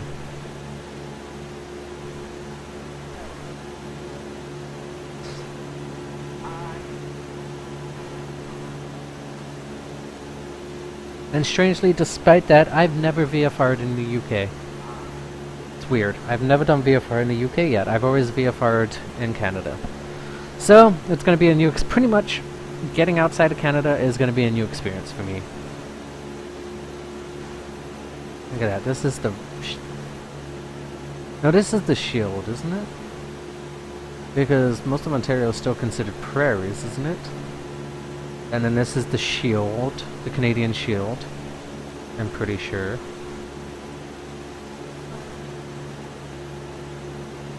I'm not up to par with me geography. Oh, those AI aircraft up there. I'm using default FSX AI chatter, but I do have World of AI add-ons, basically. It's freeware. Nice, one in reads. Anyways, sorry. World of AI, basically it adds real life AI traffic, which I love, because you got like your Air France, you got your Air Canada, you got your Speedbirds and stuff like that. So where I start my tour in Canada? I started from pretty much the town I'm living in now, and yeah, kind of like, why did I do it? It's kind of like, well, if I were to do this, like, you know, in reality, this is what I do, and this is how I do it, type thing. So that's why I kind of started there.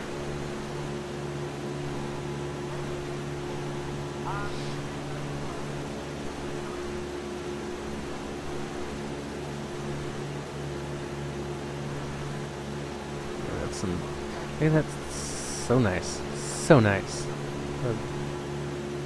Very uneven. Yeah. Well, I say I was born in London. Feltham, London, basically southwest London. It's like not the center of London. Yeah. It's pretty much it's a borough of London.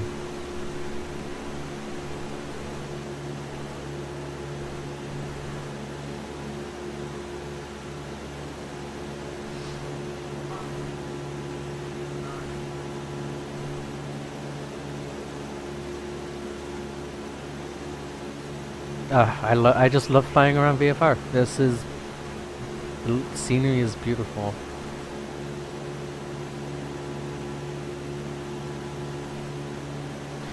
I wish I had my actual pilot's license in real life. I'd love to get a pilot's license, and I'd love to get an amphibious aircraft, because I would just grab some tackle boxes, you know, grab my fishing rod, my tackle box. I'd go to a remote lake, just land in it and fish off the side of my boat. Side of my aircraft, airboat. That's what it is. It's an airboat.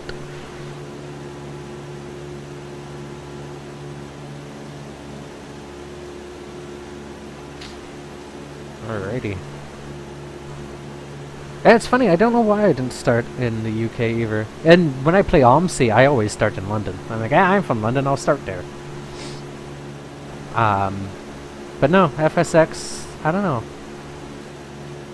I don't know why. Now I'm confused. Now I wonder why I've never flown VFR in the UK. Being from the UK, you think I would like love to fly the crap out of it. You know? But I haven't. I just haven't. So this is going to be interesting. Like I say, there's about 6 more legs until I'm out of Canada, because so we're going to Fredericton, then we'll have Fredericton to Halifax, Nova Scotia, then we go up into Newfoundland and Labrador, then up to Iqaluit. I think I have to go back into Quebec a few times just to get up to Iqaluit. Then it's Reykjavik, Iceland, then we go across to Greenland, then to Cook Islands, and then down through Scotland, Wales Island, all that stuff. All that good stuff, you know? Oh, this is just beautiful. I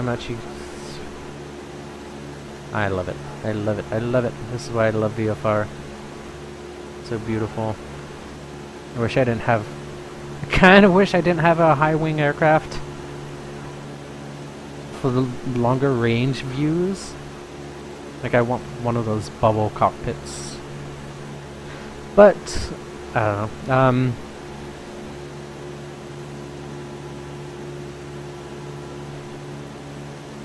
Alrighty, Beer Monster, you have a good one, and I hope your internet learns to behave.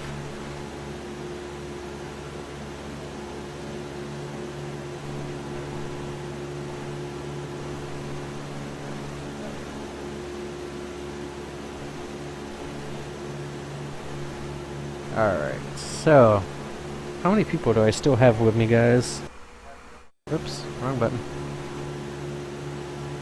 Now in 24 minutes to go, roughly. Add time to land, so about 15 minutes on top of that, so still about an hour and 3/4 minimum. I always add about 15 minutes to land to get situated and everything. Okay, now I'm kind of curious, how much hours does my airframe have? It's not gonna work. Click screen somewhere. There we go. Now I can zoom in. That's my airframe. Airframe has about 17.5 hours. There you go. Oops. Look at that. Look how beautiful is this right here. Don't even know where I am right now, to be honest, but it is beautiful. I think I'm in the States, actually. This is part of America. I'm not even in Canada. Canada's kind of off to the north there. I'm just kind of going straight through, really.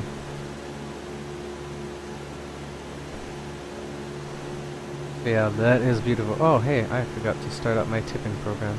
Hahaha. Ooh. Yep.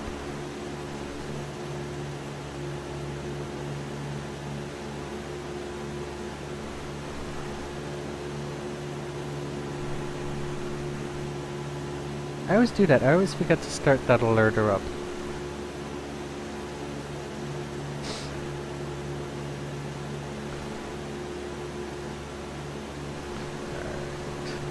Well, I think we're in Maine, I guess.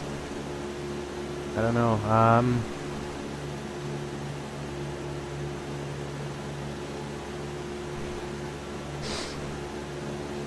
I think everyone else has left for the night, or for the day.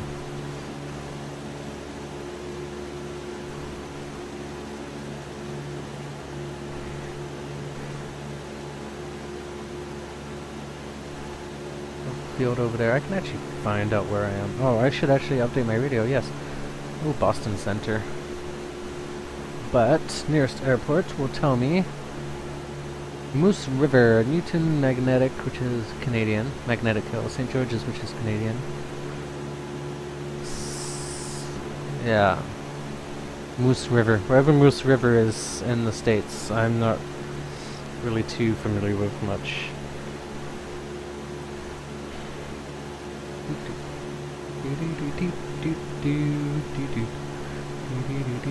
There we go. I'm surprised. Yeah, it usually does a... I am flying my aircraft, right? Yeah. It's my aircraft that I skinned. I'm not Boston Center, greatest 857 skinner. with you. 857 Boston Center. I figured I'd add a few things, show it off as mine.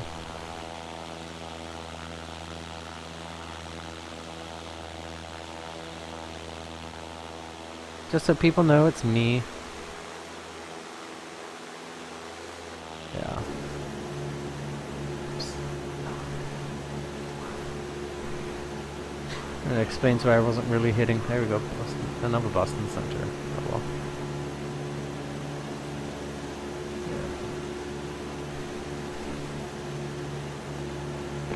Niner 2, turn left heading 070, climb and maintain flight level 290. Air Yeah, that Canada is beautiful. 695, contact Montreal Center on 135.025. Going to 135.025, Air Canada 695.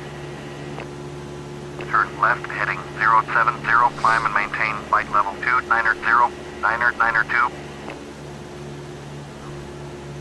A little bit of activity on the UTC comms over here. Yep. Yeah, I wish they could smooth out the weather updates. It's kind of a... I don't know, that's the only problem I have with it so far.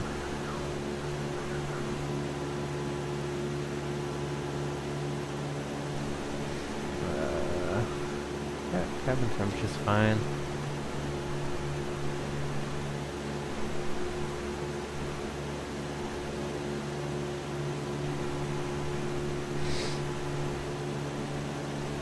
And like I say, clouds just pop up in front of you, which is annoying to me.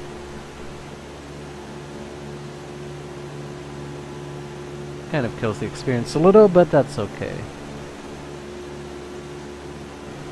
Making sure everything's still good on my gauges.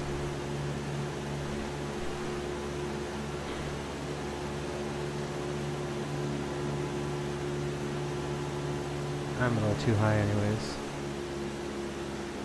So reduce some throttle, descend a bit.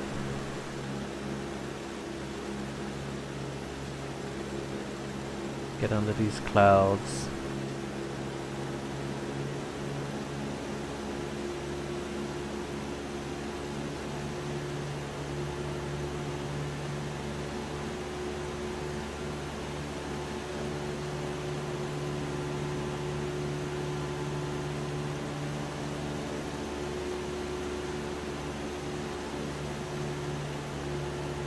So just go fly through this gap and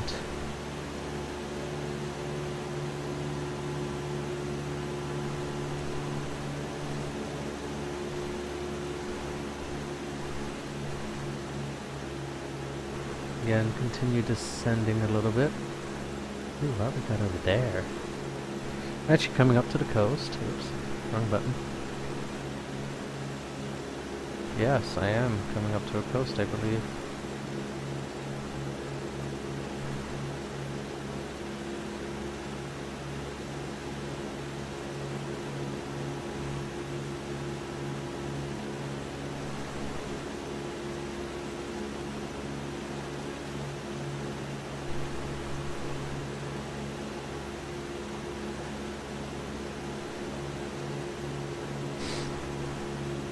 Oh no, that's just a lake.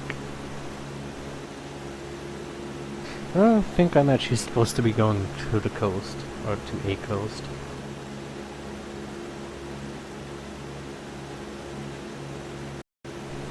Oops. It's weird how it just wants to start rolling sometimes. I don't know what's causing that. Alright, so it's showing me at about 6,000 feet? Yes. But I'm definitely not that high. But that is because, like I said, I'm in a different pressure system than what it's set for.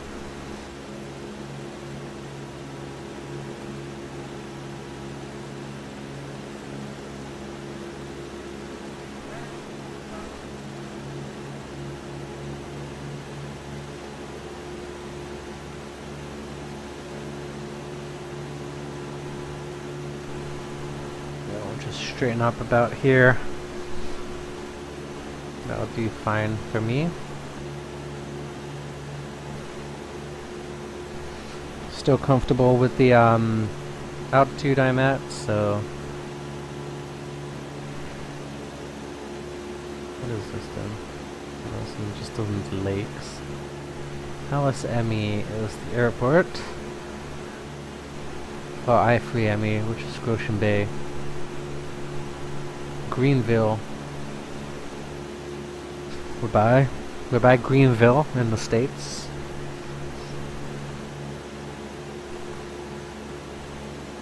Oh, and now my other cat is coming to co-pilot and get her daily loving.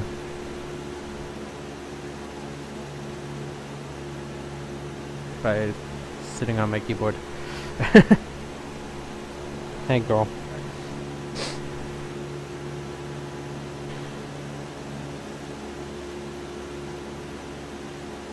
Actually, we need to fly over Scotian Bay a bit.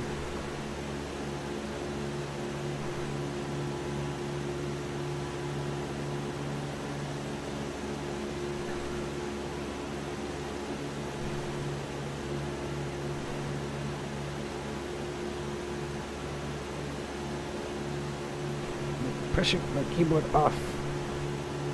It's okay, I don't really need it, I guess. Come on, sit down.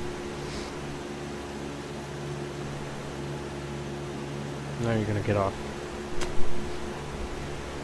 Oh.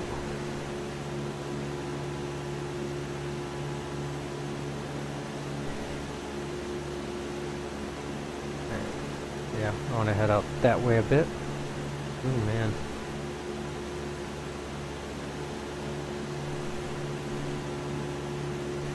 The wind does want to push me around quite a bit.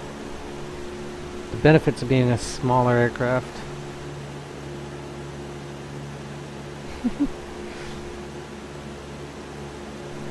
We'll start chasing each other and know it. You crazy cats. Yeah.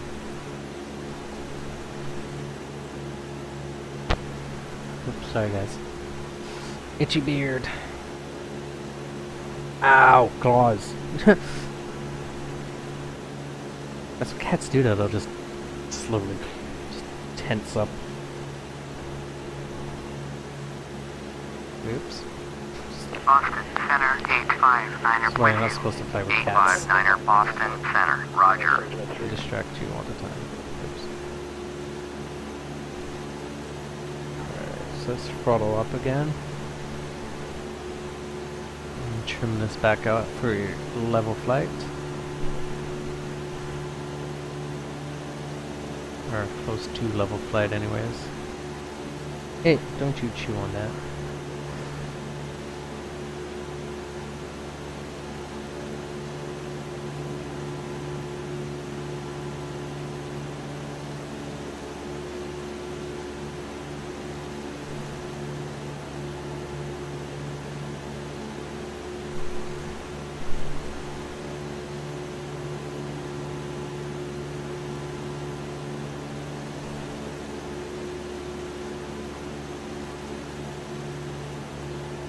Boston Center, Air Canada 664 with you, flight level 290. Air Canada 664 Boston Center. Oh, a little bit of wind kicking me around.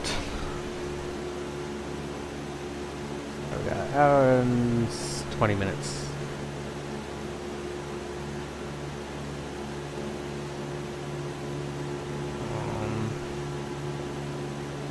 Yeah.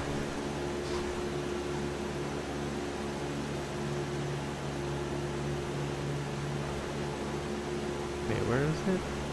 Ah, and it reset. I hate when it does that. Like, I want you looking here. Stay. Oh, no, I have to lose control. Thanks, guys. Alright, anyways, it's over there somewhere still.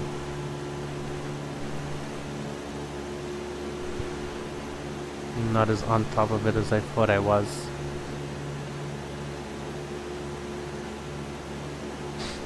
And yeah, flying around the mountains, I'm definitely going to be getting a lot of buffeting coming from them, so it's not exactly unexpected.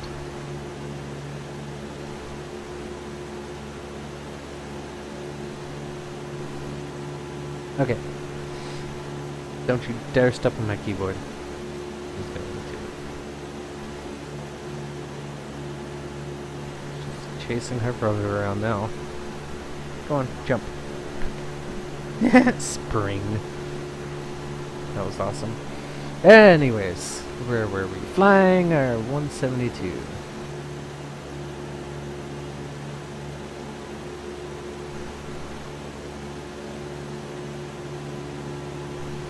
Okay, so it's about 1 o'clock.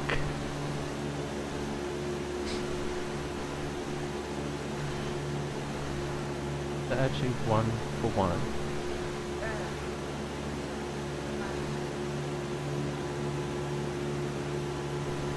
Okay. Oh, yeah, I forgot to connect and... oh, whatever. That's fine, I'm flying with the wrong time.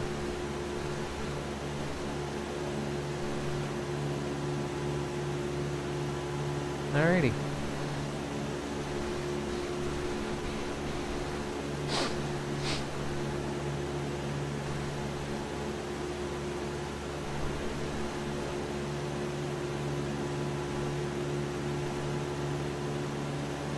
Such beautiful landscape. I really do love this game. It is sheer beauty. Cloud reflections, everything like that. Like, so beautiful. So very beautiful.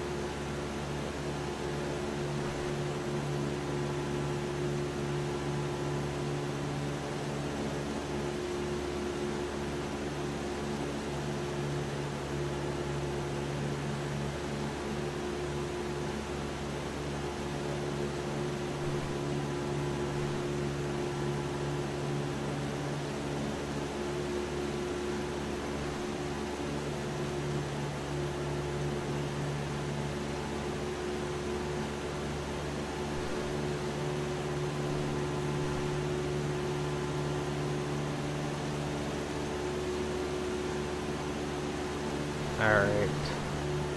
So beautiful.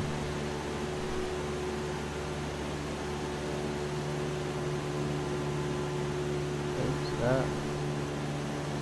Look at that. 859er. Contact Boston Center on 124.25. Cliff type thing there. 124.25. 859er.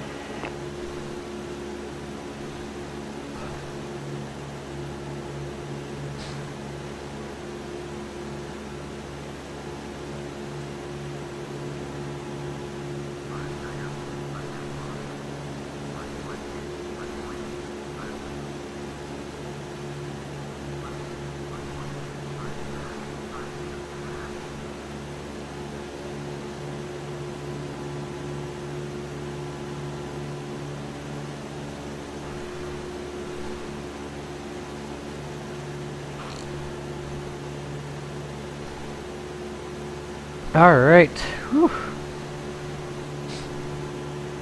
What we got? Just over an hour to go. It's not too bad.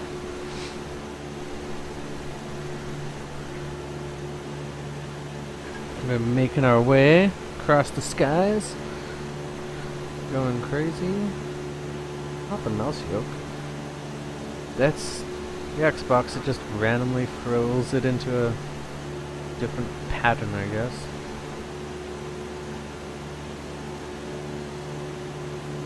You're not having any effect, are you? You do! You're unplugged, but you're still messing with my system. I found out what's causing it. It's actually my steering wheel. If it gets knocked, it's activating the rudder, not the rudder, but the lens.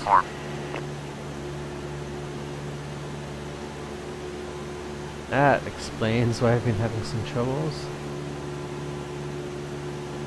So I should really completely disconnect you. I just took the power out. I figured powering it off would be enough.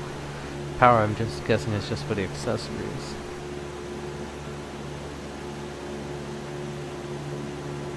Alright, anyways, that should fix it. It's not on the ground anymore.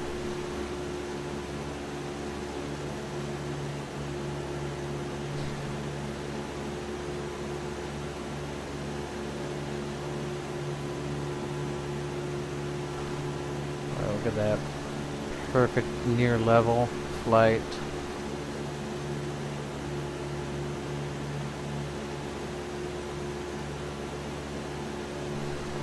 Oh yeah, I'm proud of my abilities. Got about a 33% mixture going on.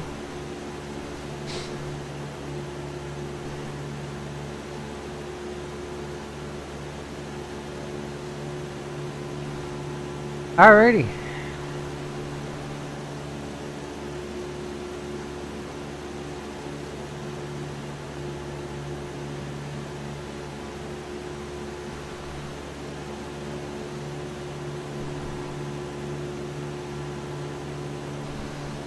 Alrighty. So, we're definitely over halfway, that's for sure.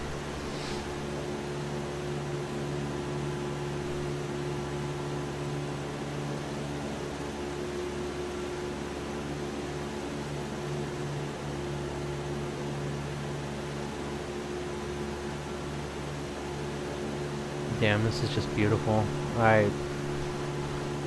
I'll never get over how beautiful this is, and now I really can't get over why I've never VFR'd the UK. I can't wait till I'm out of Canada now. Can't wait to see what the rest of the world has to offer.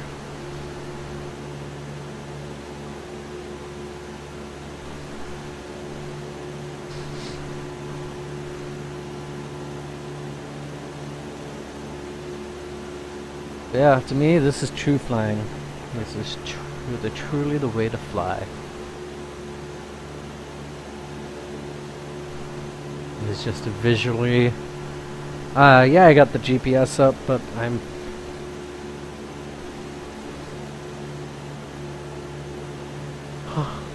It's not exactly like I'm sitting on top of it. You know, I'm just kind of flying around.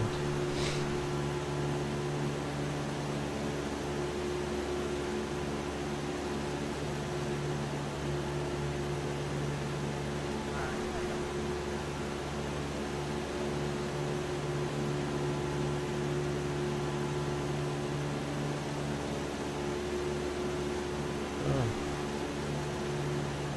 Look at that. Just, oh, it's so beautiful. And it could be so much more beautiful. They just updated the trees. Orbex. They just, well, I say updated, but it's a new package basically that you can get to increase the quality of the trees. And honestly, I'm considering it because with the VFR flying, we're going to be seeing a lot of trees. So having pretty good looking trees is not a bad thing.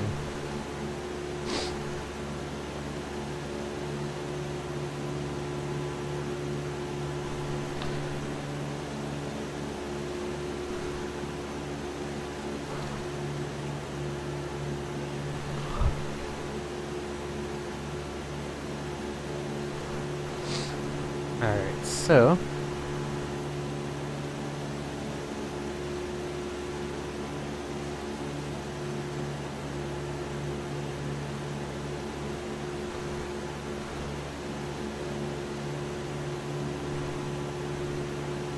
looks like I'm getting some wind off these mountains, I guess. Pushing me away a bit. I'll let it for now.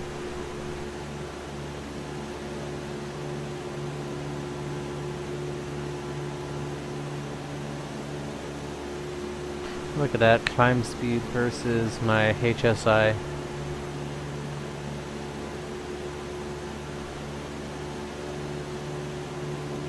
That wind is really just pushing my aircraft up.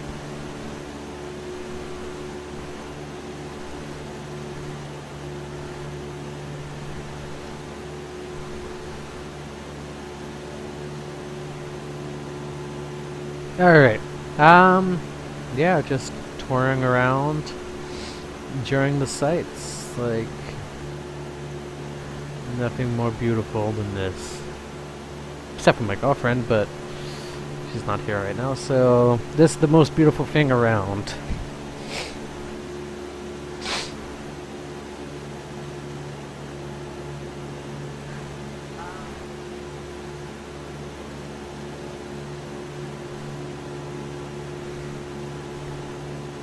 Boston Center, 740 with you, 17,000.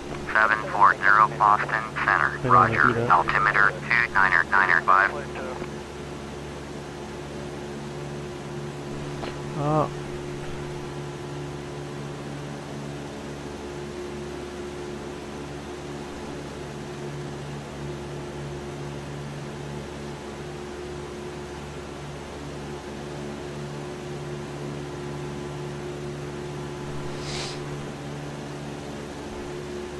Boston Center, 735 with you, flight level 220. 735 Boston Center, roger.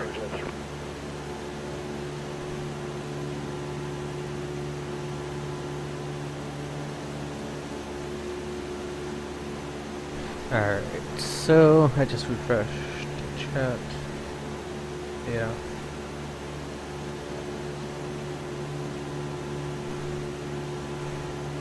Alright, so still part of Boston Center. Oops.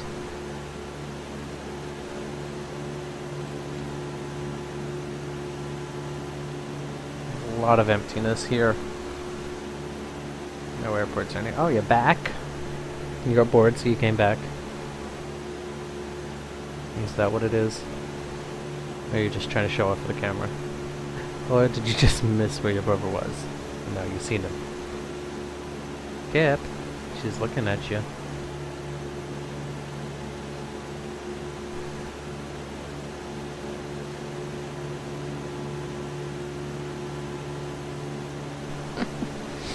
These cats are cute. They'll fight with each other. They're so playful. They've been with each other since children.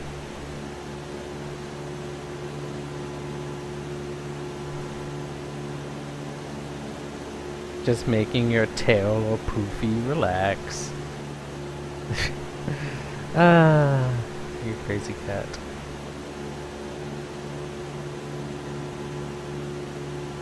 Oops. You can see our heart rate increase. Well, I can.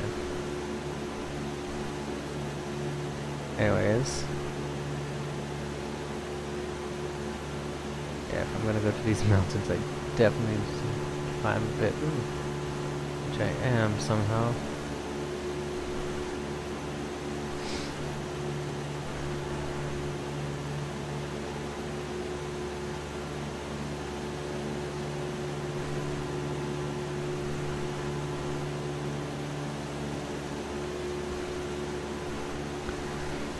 Alright, so, yeah, I don't think anyone's even watching me anymore. Right.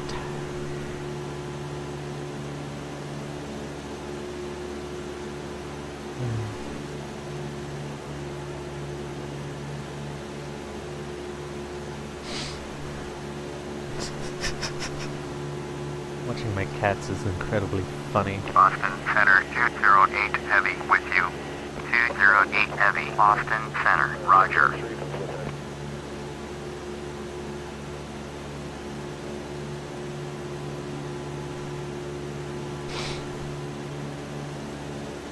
Looks like a seaport over there.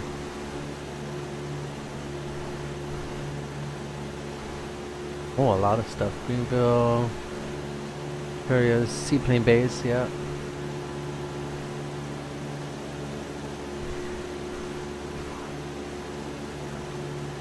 Two Falls. All interesting and stuff.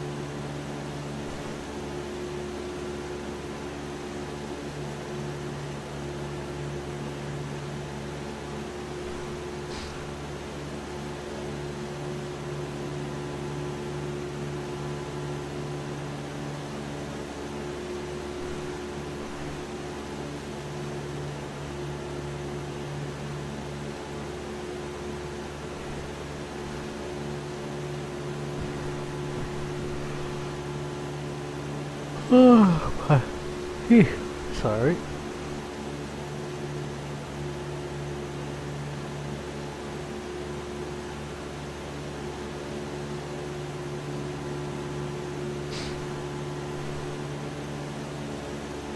I'm glad that this is working today, though. It's really nice.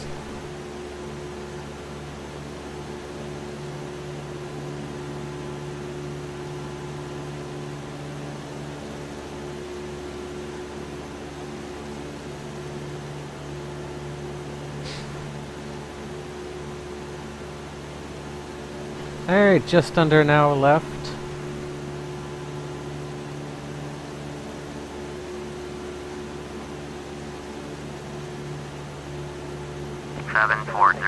Contact Boston Center on 124.75. 124.75. 740.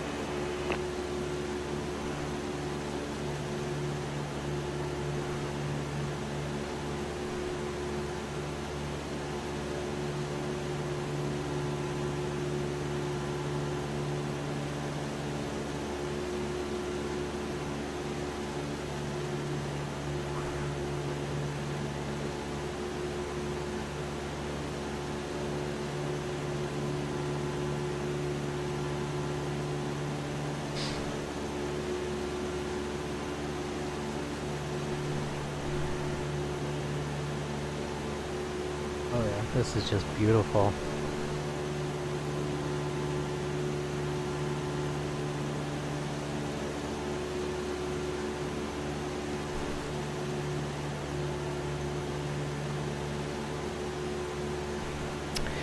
Just absolutely beautiful.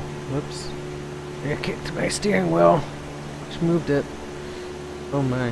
I have a major tangle of cables here. Okay, stop kicking steering wheel. Remember to self. There we go, okay.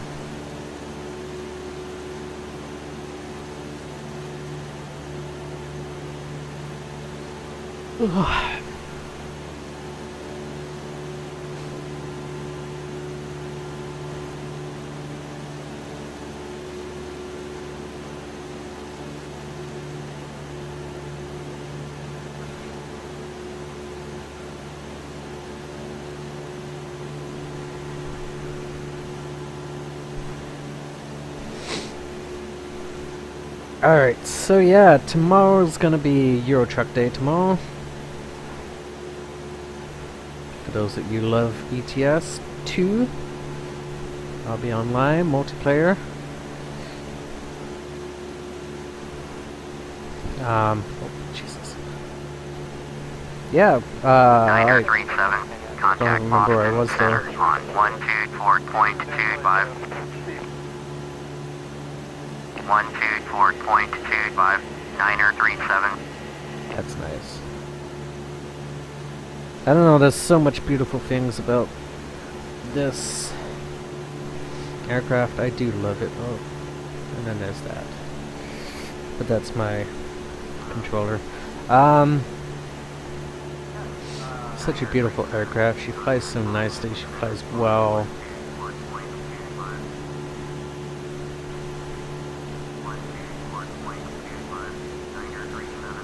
Okay, so I do have heavy. Turn left heading 280. I do have a pretty long flight coming up in the next couple of legs, Resume on navigation. which is going to be at least 5 to 6 hours long.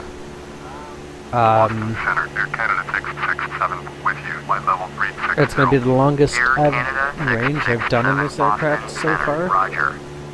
At the rate I'm going right now, I should be plenty fine. The only problem is the longer routes like that are going to get less sightseeing because I'm not going to have that much spare fuel. Like this flight being a very short flight, I'm able to do a lot more talk English, please.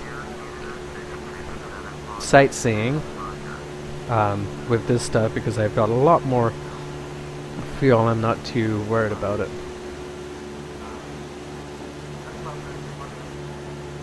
Lincoln Regional. Interesting.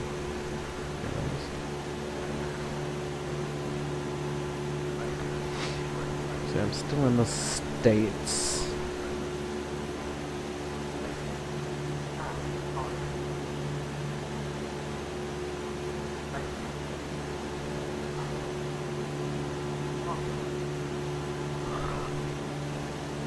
Still in American airspace.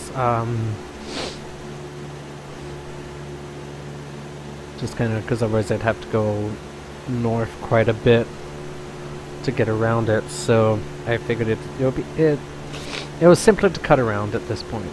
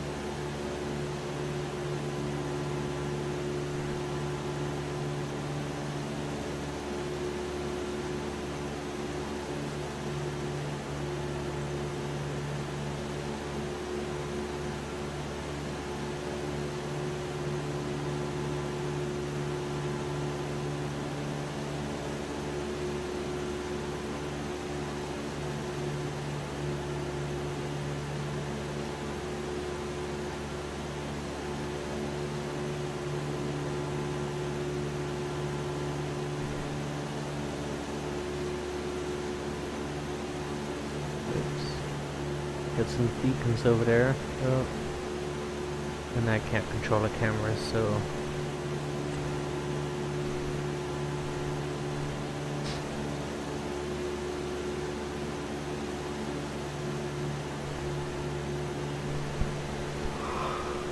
Alright.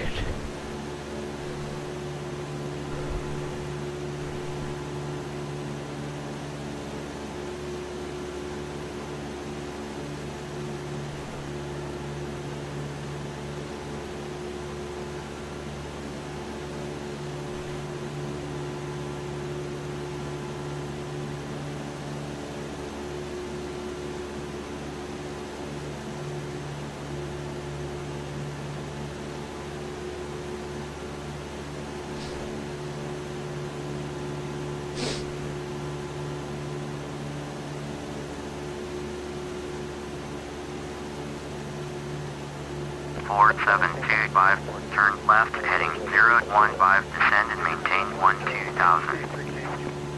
4725, you are 61 miles south, turn left heading 010, descend and maintain 12,000. Expect vectors ILS, runway 1, approach.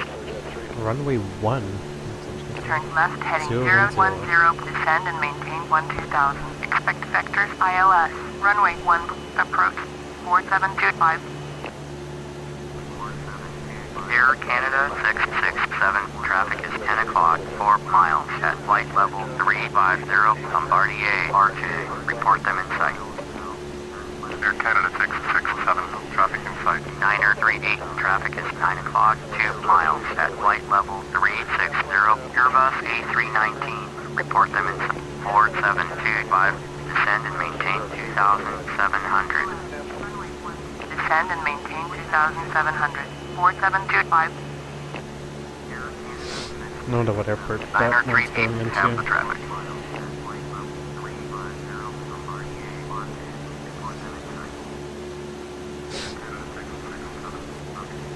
Alrighty, so 45 minutes, give or take a bit, to go.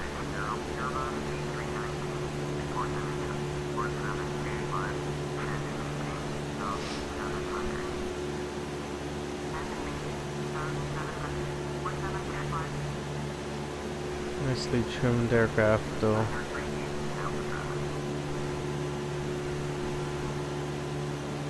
Alright, and we're getting out of that area. That's always fun. And getting back into more flatter lands here, eh?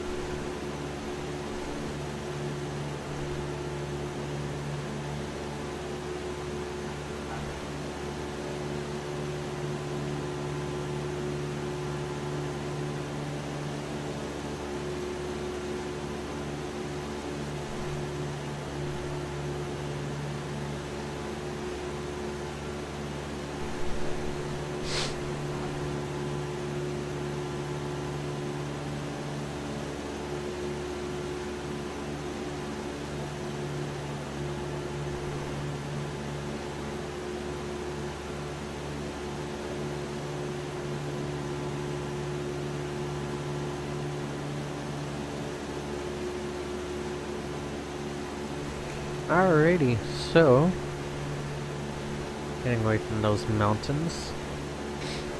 Wish I could remember what that they were called.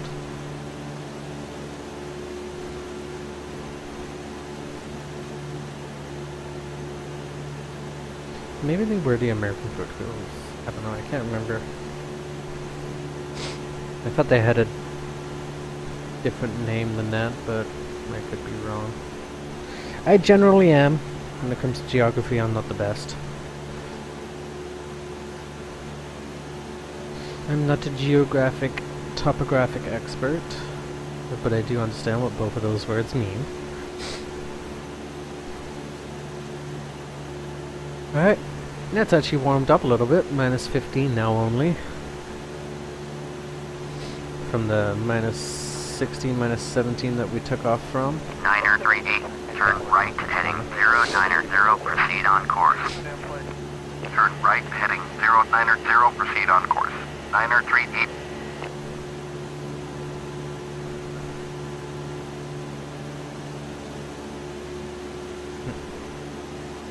Yes, you may sit down. Sorry, my legs have to be close together. There you go. Whoops! I kicked the steering wheel. Oops, I did it again. There we go. I just don't. Alright. So I'm definitely not, what, 5,700 feet in the air, that's for sure. 090, proceed on course. Turn right heading 090, Probably about that's about 1,000 feet off, I'd say. 4725, turn right heading 040. Turn.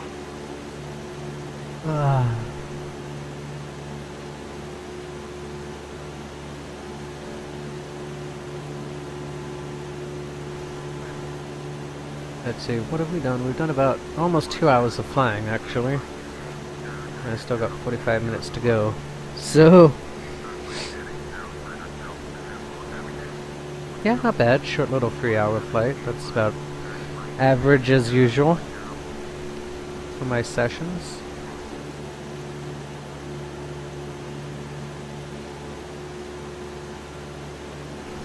That long flight will truly be an endurance test of my abilities.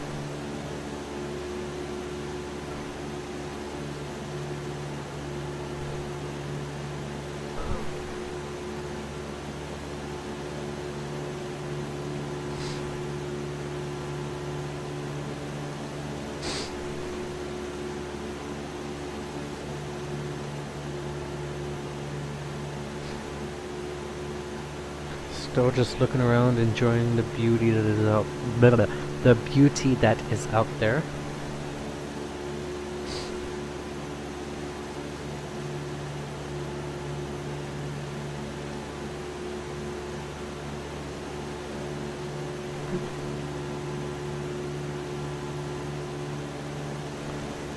Ring.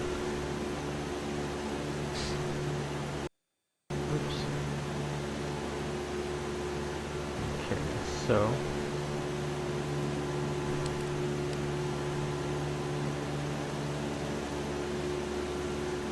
there we go. Yeah, we're almost back into the Canada.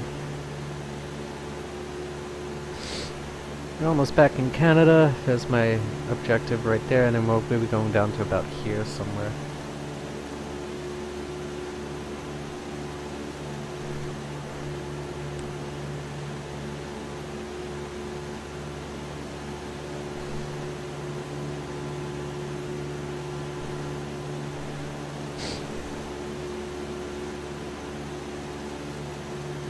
Four 725, contact Boston Center on 124.75. Going to 124.75, 4725.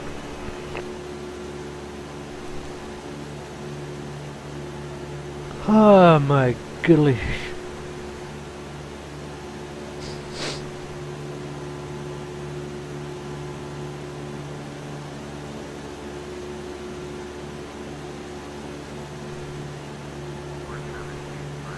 Yeah, that doesn't do anything. That doesn't do anything.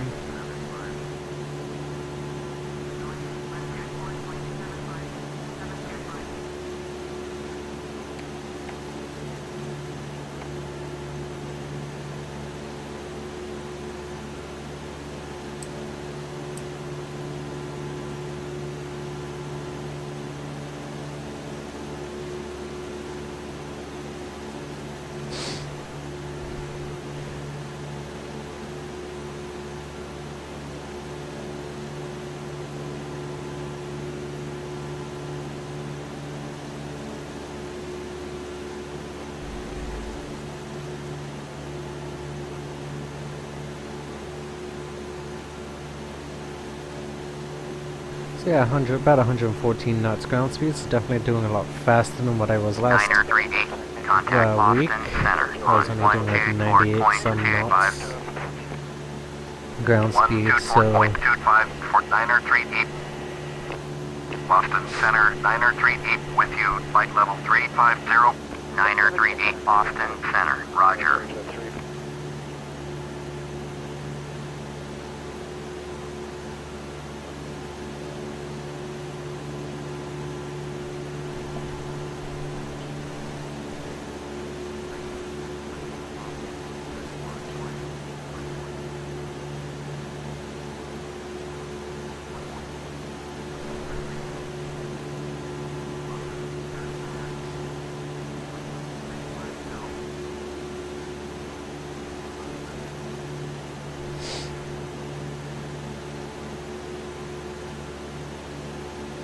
alright.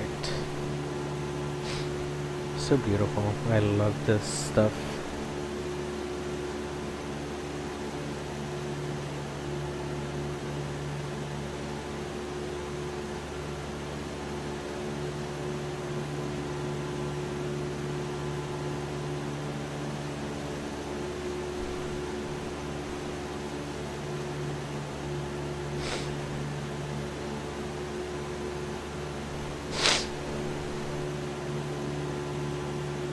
Aircraft flying up overhead.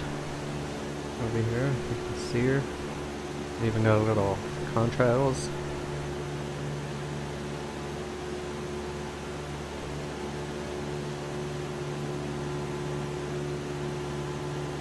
Boston Center, Niner 77 is at flight level 1, Niner 3, climbing flight level 240. Niner 77 Boston Center, Roger. 404, contact Boston Center on 124.25. Going to 124.25, 404.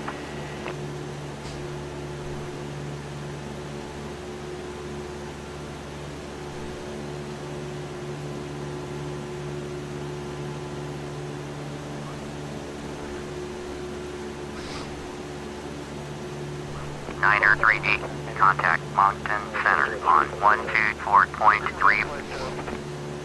124.3 for Niner 38.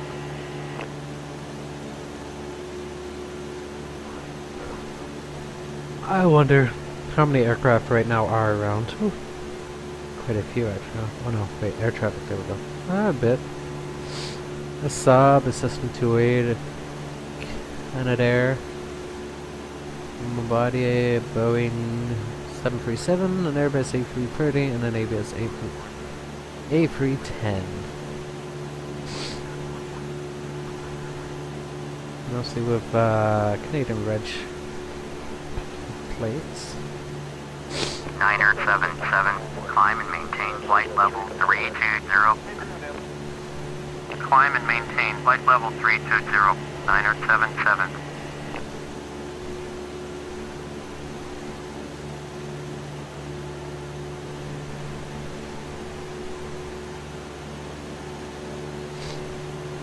Boston Center, Thin Air 5 Heavy with you.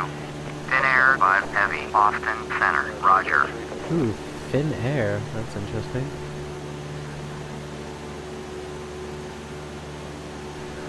Anyways, half hour left to my target airport.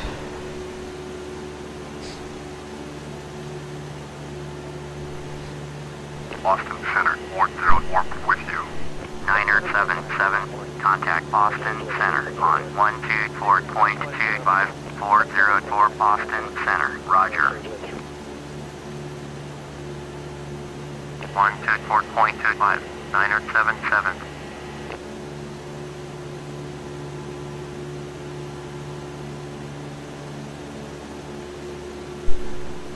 Okay, just getting around this little cloud here.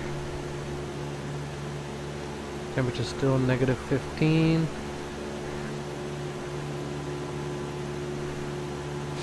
And around these lakes, just here is the Canadian border, so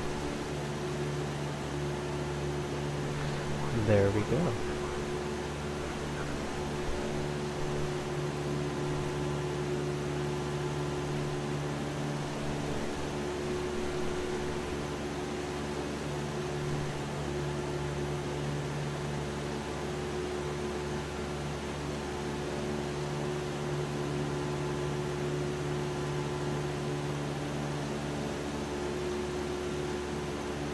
It's the 19th today.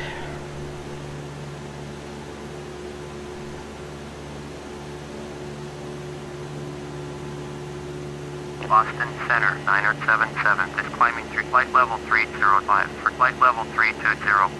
977 Boston Center, roger.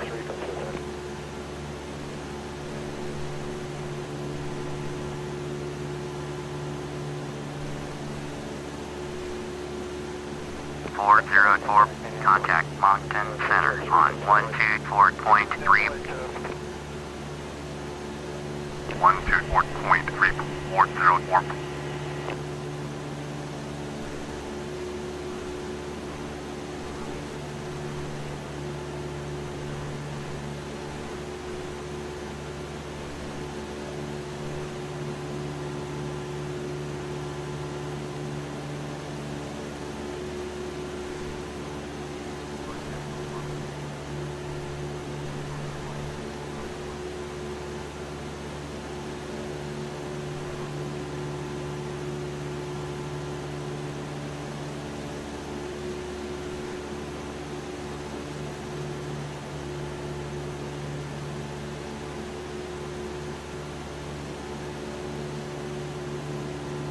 Guess I'm gonna head for that gap there in the clouds.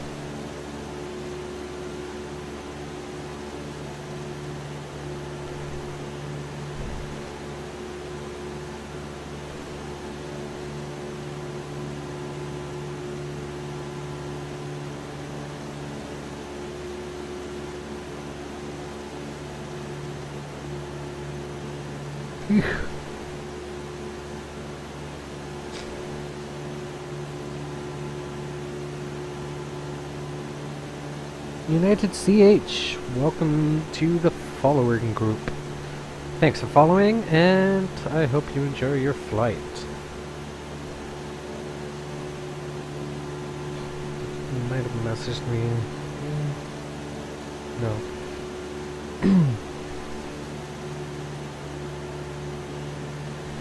I didn't see my new follower pop up on the stream. I'll have to look closely at that. Just in case.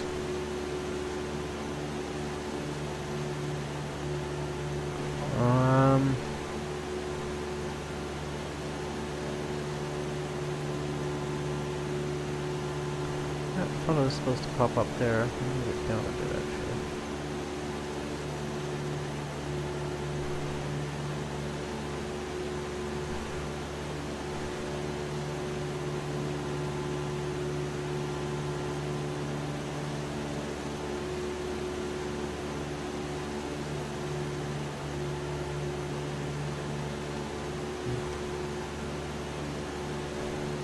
Alright.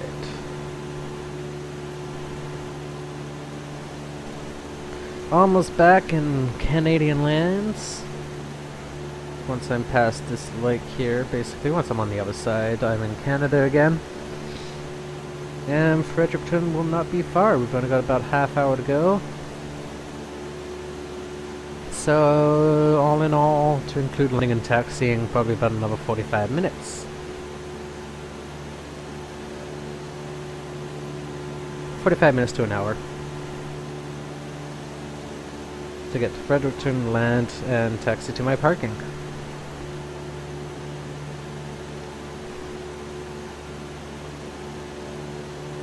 It's actually +7 where I am. It's pretty colder on the east coast here.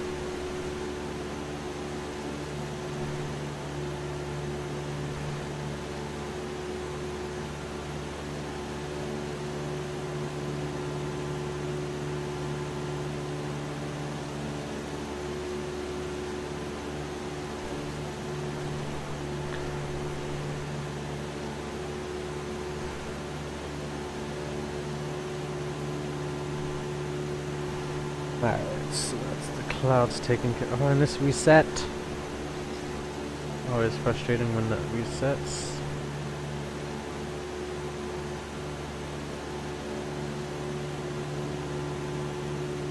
Alright.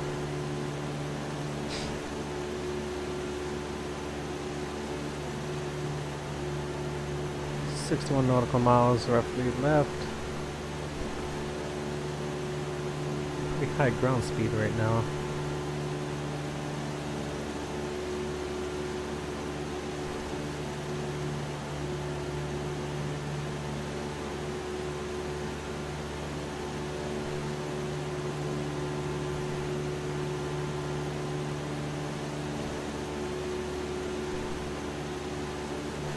Alright, and unfortunately I might have to abandon chat in a couple of seconds so that I can get my...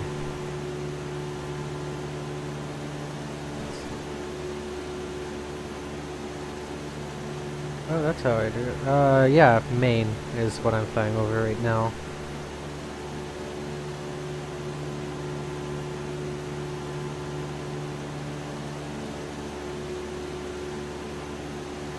So yeah, that was Maine, everyone. I don't know what I want to do.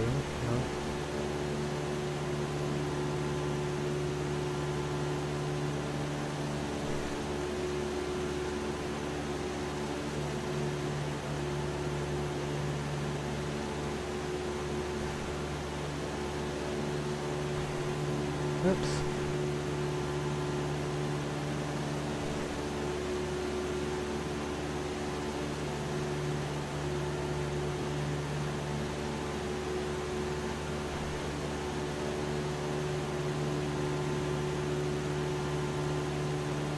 Fortunately, I can't focus on flying her straight and level while I'm trying to deal with the GPS.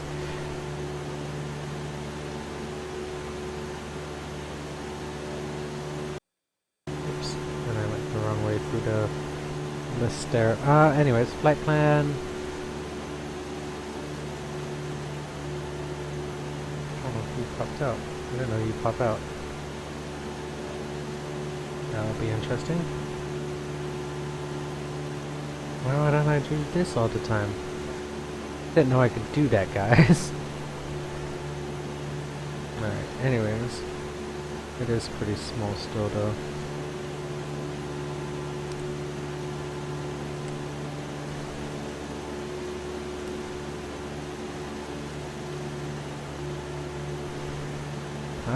Oh, and that's really dark.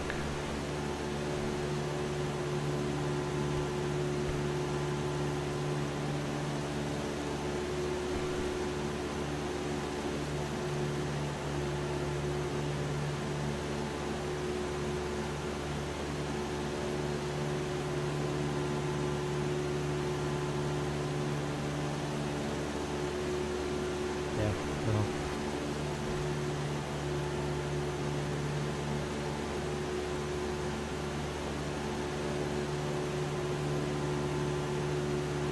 Alright, and I'm pretty sure I'm now officially back in Canada. Pretty much.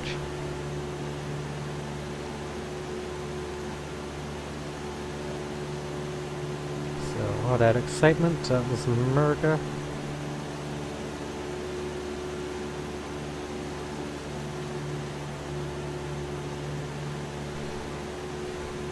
Just slight land border.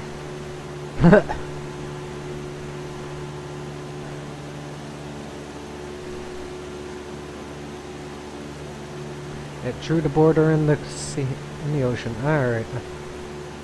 Go to Moncton Center.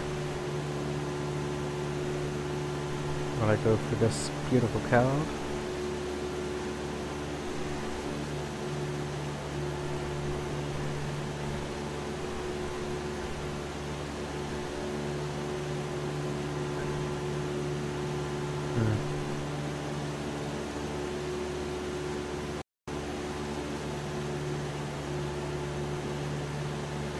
I wonder what's getting picked up at the bottom there. Oops.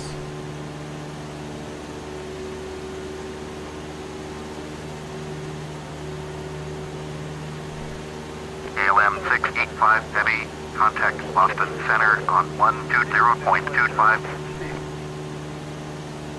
120.25 for ALM 685 Heavy.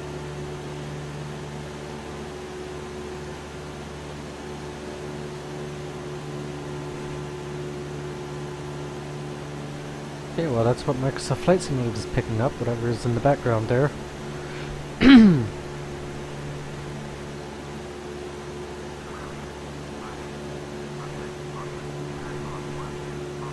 Alright, so being quite an interesting, beautiful flight. Definitely a beautiful flight.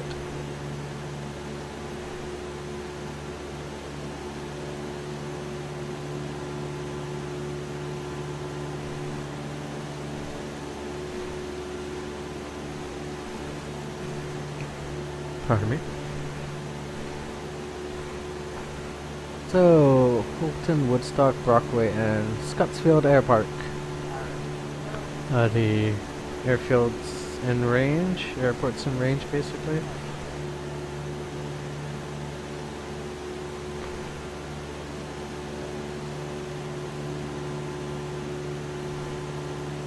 So you're about 50 nautical miles away from Fredericton now.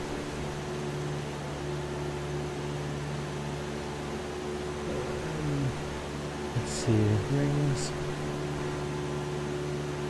No, I don't need those rings.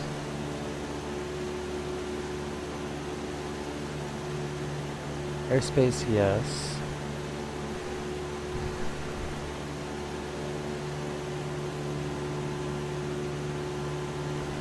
Airports, yes. Compass rose, yes.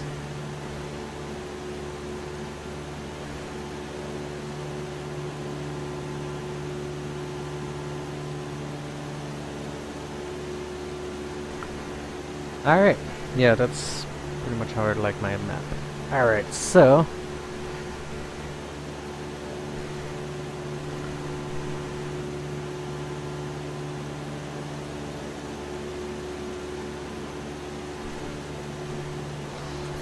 well, it's been a fun flight, guys. Our last 25 minutes together. So yeah, thanks for everyone who joined at the start. It was nice chatting with you guys. I hope everything is good, and I hope to see you guys all again. And to the guy who's curious about FSX, that's you.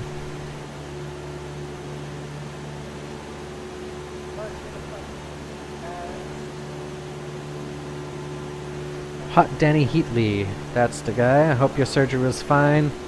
Again, I hope it was nothing too serious. And I hope you recover nicely. My cat is coming to be a co-pilot again.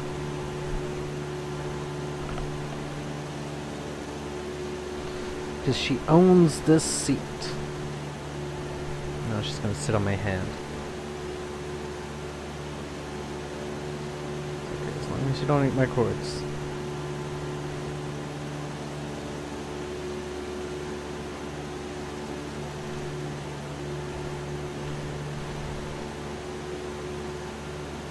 Alright, so I'm gonna abandon the chat here because I need to get up and get my charts. So, flight plan, close. I'll postpone the update. Oops. History. Because it should be in my history. Ah! Cat! Get off. Okay. And so we're looking at 1533, 09, and 27 other runways. We'll get a quick refresh of the weather. So it's 280 at 14. 280. That'll be 27 is the runway I'm going to be coming in on. And Tim is 2987. So let's set it to that for now. 2987. We'll see what I'm actually at. Pretty much.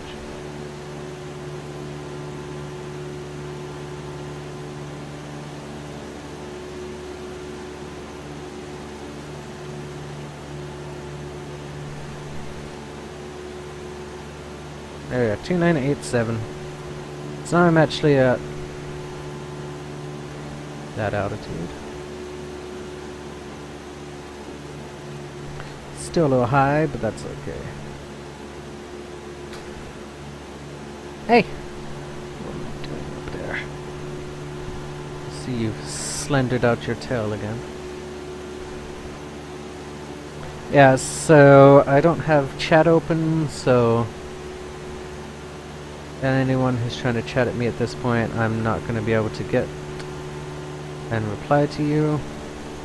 Just because I have my charts and stuff open on my phone instead of the Twitch chat. Austrian 87 heavy, turn left heading 225, descend and maintain flight level 380. United 131, turn left heading 225, climb and maintain flight level 320.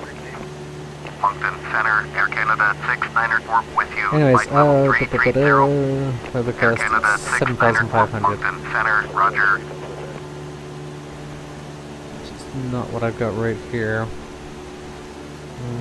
Oh, winds are variable, 280 to 240. Actually 240 to 310 variable winds. But that still puts me at runway 27, which is thankfully also their longest, 8,005 by 200, compared to their 6,000 by 150. Okay, procedures. So we want runway 27, if there's anything special there.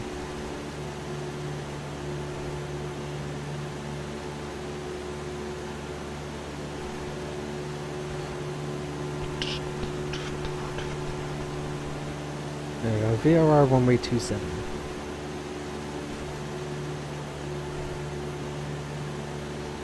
Which I'm not even going to do that, I'm just going to follow traffic patterns, so you know what, look at you updating. Okay, no I won't. Let's try that again. Close it, open it. There we go, update. Okay, so I'll get that updating. Anyways, something I should have done before I took off, but hindsight is 2020. Alright, anyways, yes, I'm moving because it's landing time, roughly 20 minutes, 37 nautical miles away. Let's see if I can pick her up yet. No, Wayman, Scottsville, Brookway, Woodstock, and Fulton are all that's there so far, so no.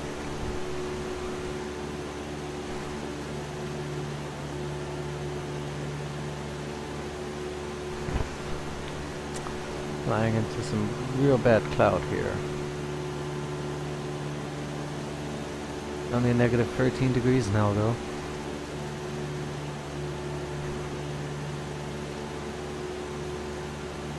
Less than 20 minutes to go.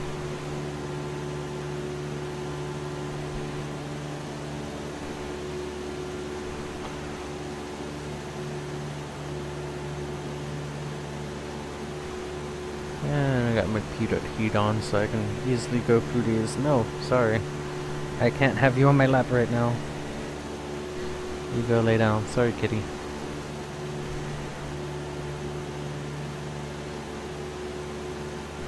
Alright, 5 nautical miles. I think it comes in at about 30.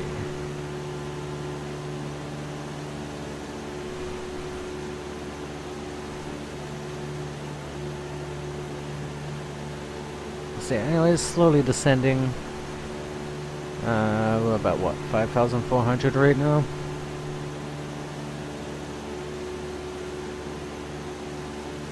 Not descending too fast, I got plenty of space.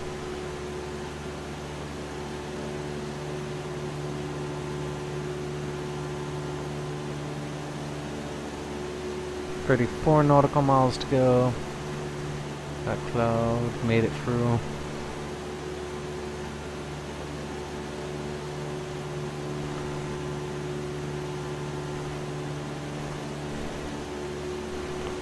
Rebel cat. Anyways.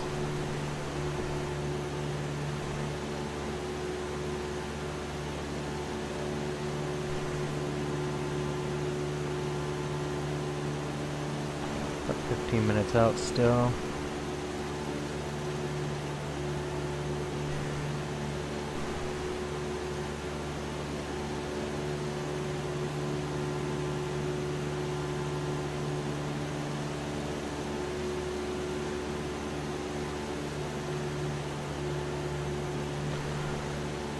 Okay, so we're about 5,300 feet up. Again, this is still just an estimate until FSX gives me the proper altimeter for this airport, so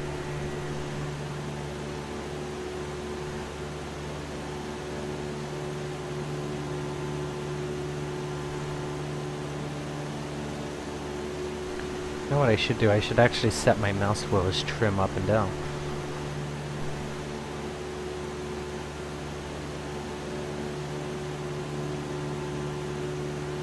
That would make quite a lot of sense, actually.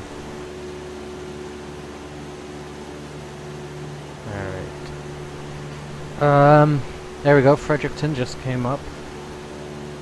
Yeah, just about 32 or so. We're gonna go, we'll get our ATIS.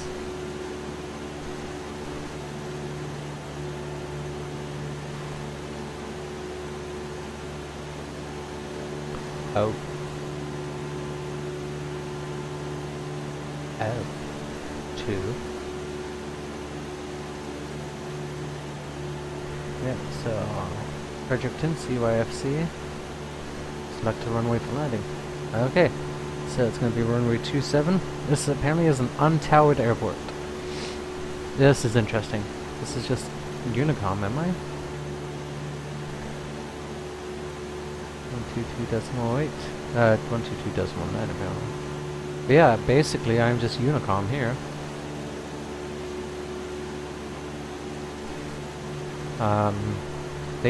Fredericton does have a tower, and it is open at this time. Oh well, I guess they're not doing that. That's okay. Because it's not a 24-hour tower though.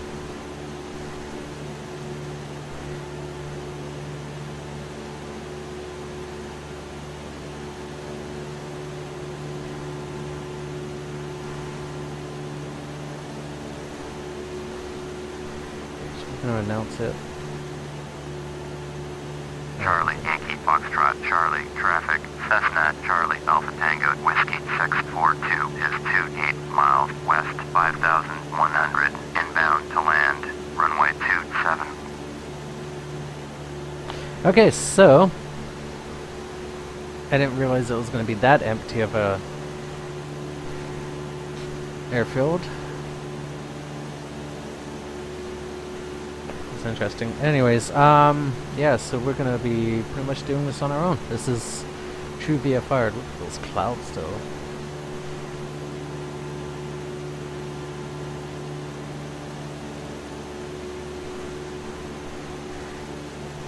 So we're gonna fly the field first, get a sense for the layout, and then I'll figure out how I'm gonna do this. So I want runway 27. The winds that I've got. And yeah, once I've landed, I'll get the airport altitude and see how accurate my guess here was. Alright, anyways. We still have about 13 minutes, 26 nautical miles out. And I did report about 28 miles, so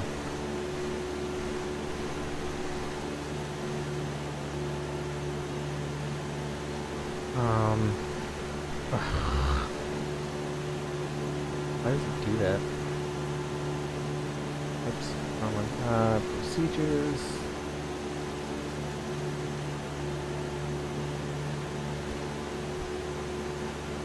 I'm gonna push it.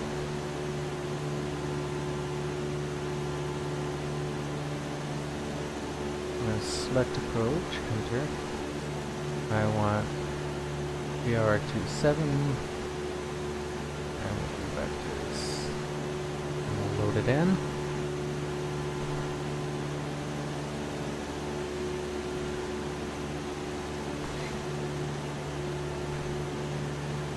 Just in case I'm gonna need a hand. I don't think so. Actually, I might be. No.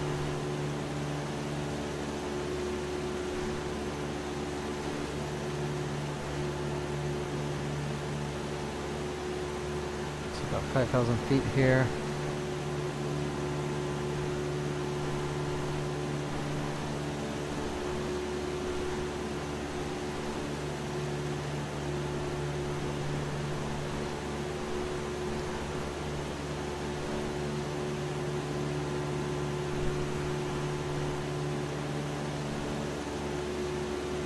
Okay, so procedures. I'll get my. Well, I guess we'll look at my VR27 here.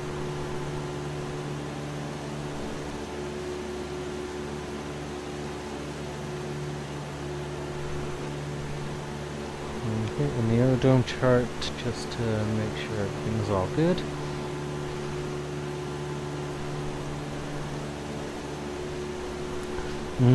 Okay.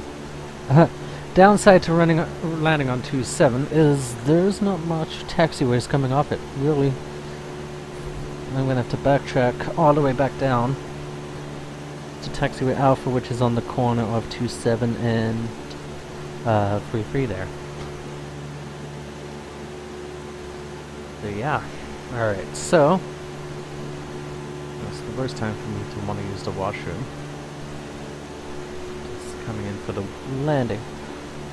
And again, yeah, sorry to anyone who's trying to chat with me. My phone is currently not in chat. It is on the charts. So yeah, we're gonna buzz this airfield. I want to get a lay of the land type thing, you know. This mess of cords I have here. Alright.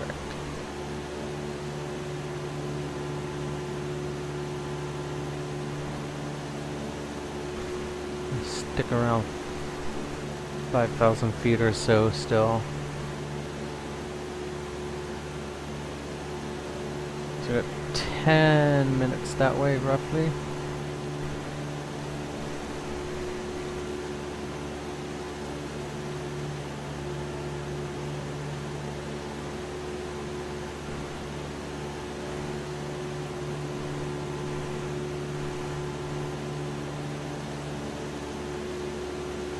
I think that's it over there.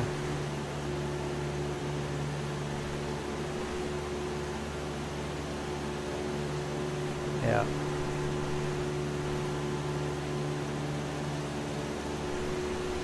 Okay, so I'm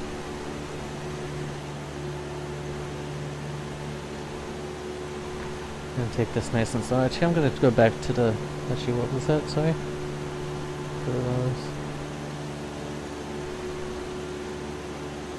Yeah, no, that's fine.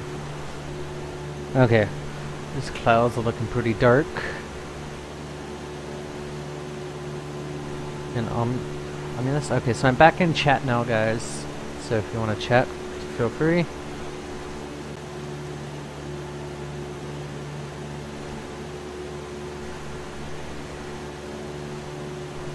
Alright, so yeah, we'll buzz the airfield.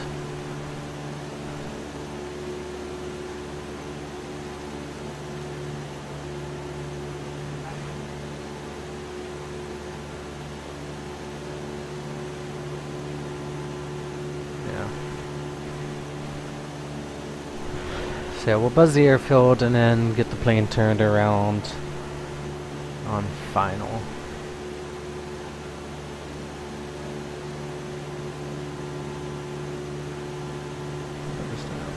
Charlie, position again. Charlie, traffic, Cessna, Charlie, Alpha Tango, Whiskey 642 is 16 miles west, 5,000, inbound to land, runway 27.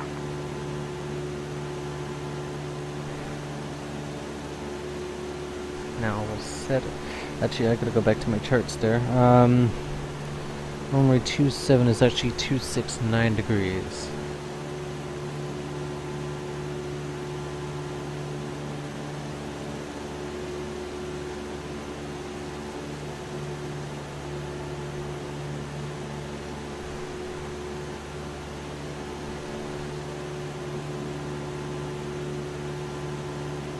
Okay. 269 degrees.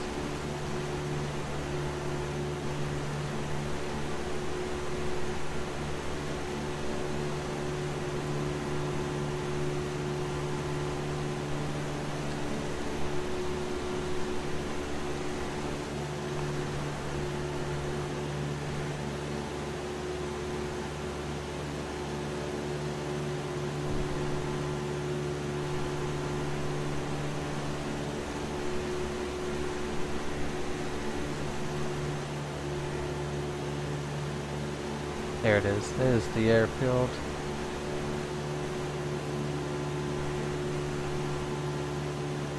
So we have airfield in sight.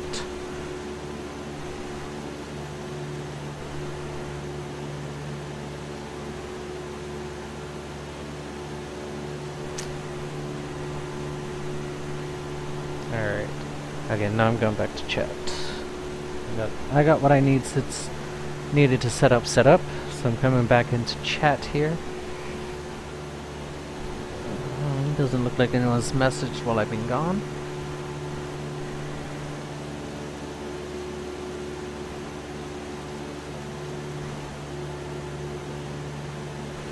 I'm gonna fly. She'll go downwind. Charlie, Yankee, Foxtrot, Charlie, traffic, Cessna, Charlie, Alpha Tango, Whiskey 642 is on downwind, runway 27.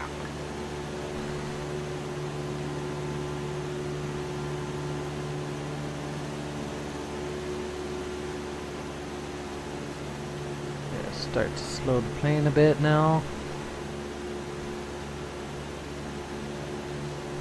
I want to keep the altitude pretty level here.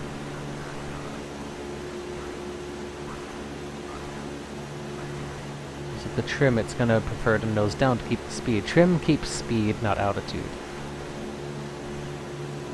So I have to throttle down, retrim it to fly level but slower.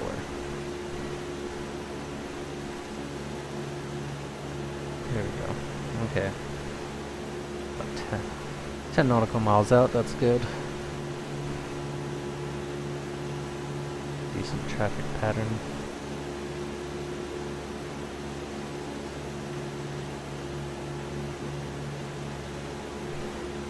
Alright, so this is Fredericton.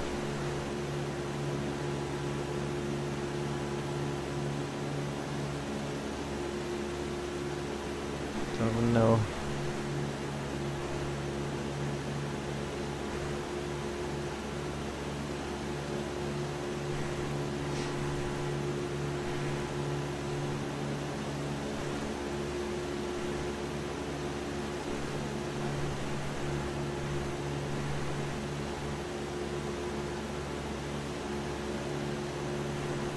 So yeah, I know what I'm doing. I'm fine.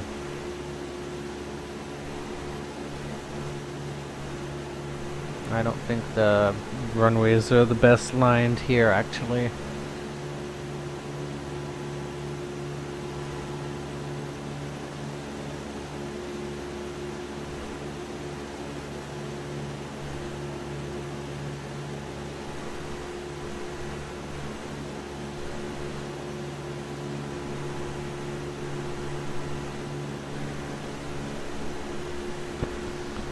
Alright, so it's been a beautiful flight. We're going to ourselves all set up. Yeah, see that heading bug should be set to the runway. Yes. And there's not really anything in that direction. Unless I'm flying crooked to the runway. It's always a possibility. A little bit, but not too bad. Alright, yeah, we'll straighten. Okay, it's because I wanted to go a little further away. I think I'm actually too close here.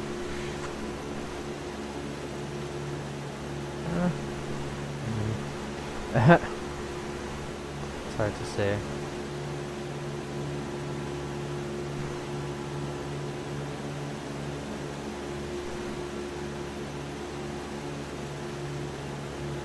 Slowly easing off power.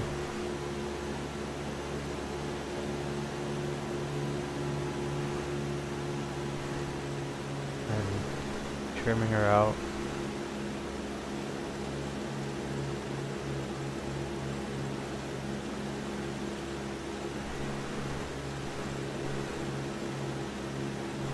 So that's Fredericton.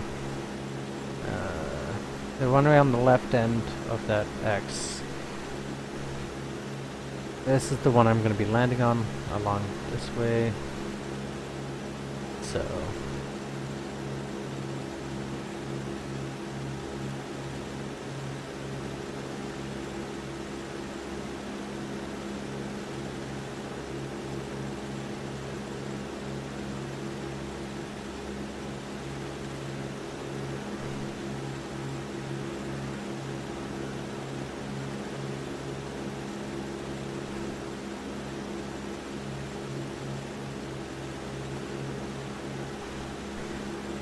alright.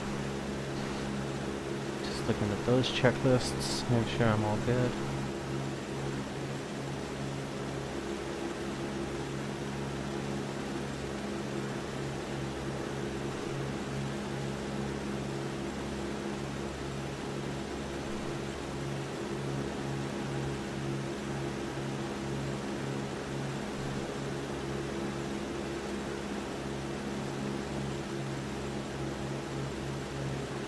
If I have any failures, best bet would be go off about there, off that way. There's not much else that I can really do. It's a very wooded area.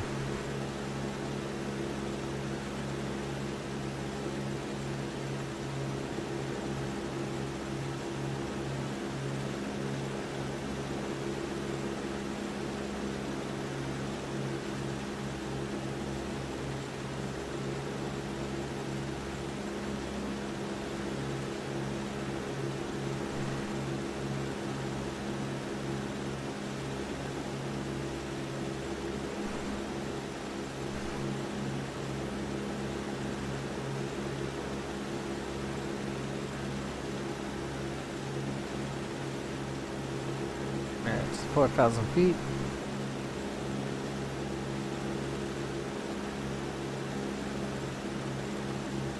I'm gonna say we're on the longer runway, at least.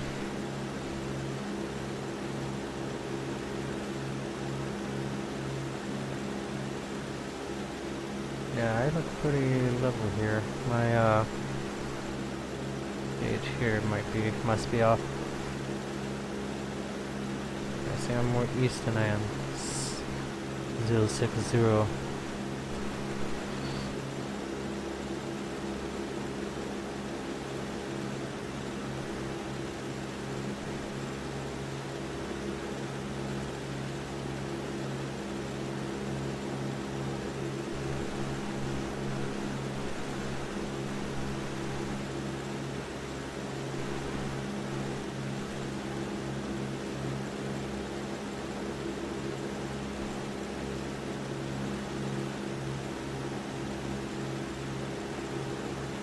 Okay, so that's should tune me up properly. I should have checked that. That's my bad. I should have checked that before I started my descent.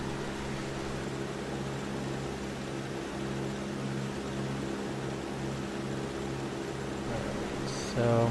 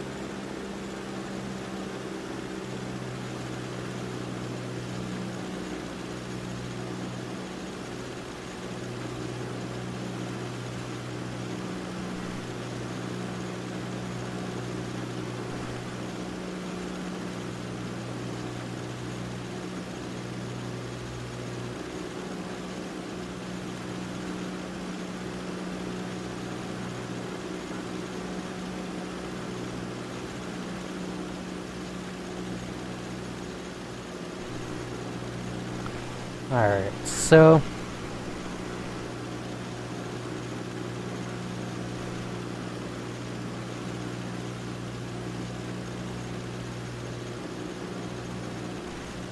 just trimming her out with the power changes. Start our turn, shall we?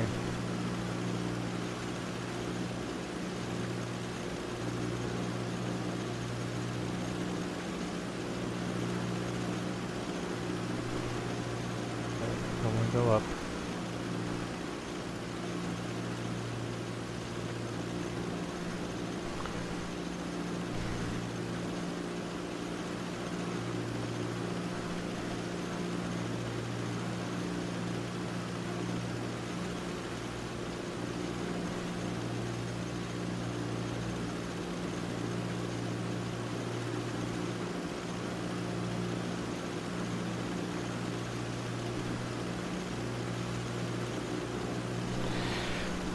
Alright, this could be a pretty nice landing here.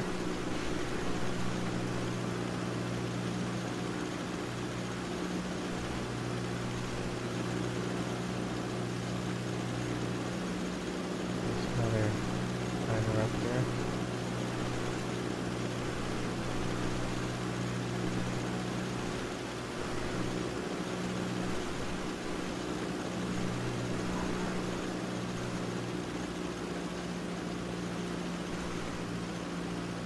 About 3,000 feet. I've already fully enriched the mixture.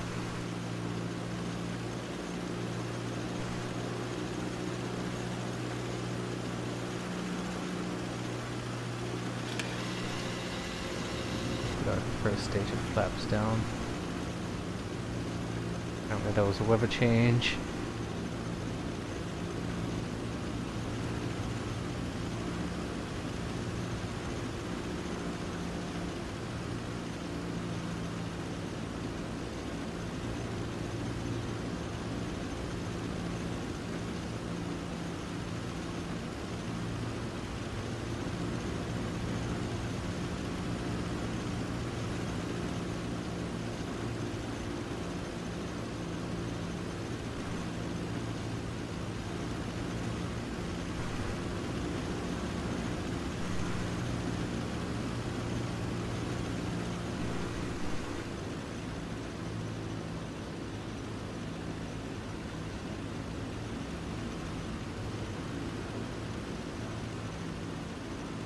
Ooh, some wind for sure.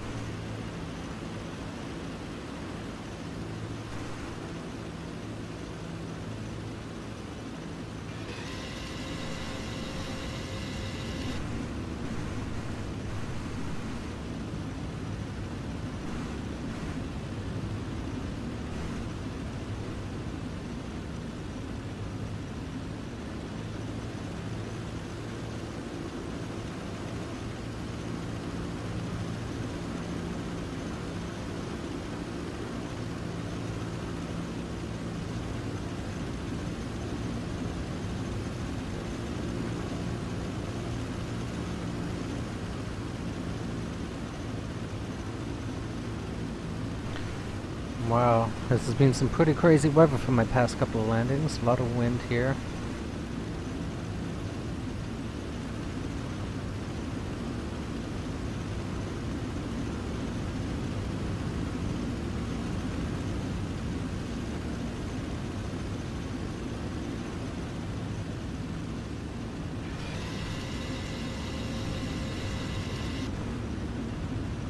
So we got full flaps.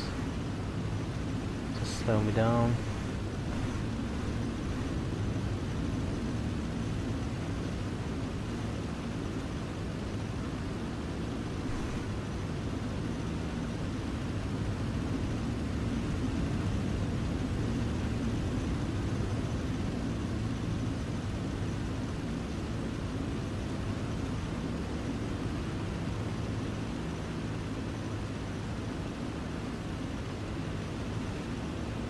Alright, so fight this wind with some rudder here.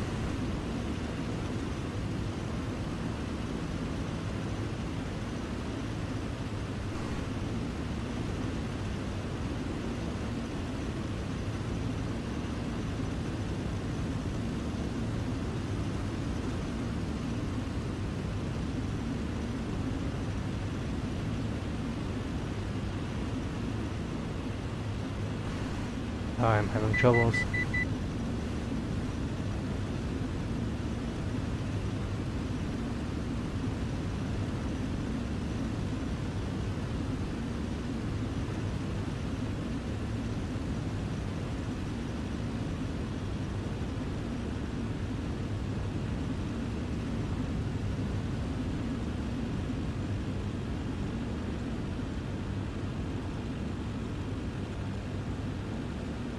No, I'm overshooting this thing very fast.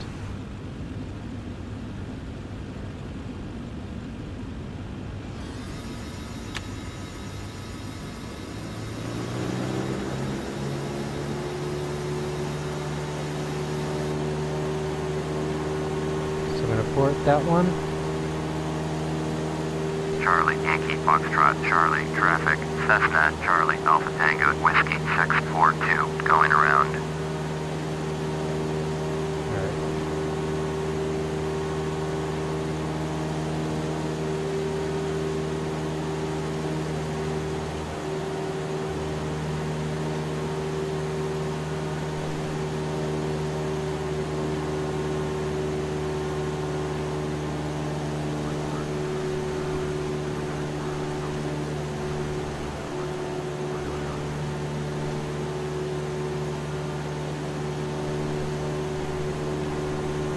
I'm gonna climb to about 2,500.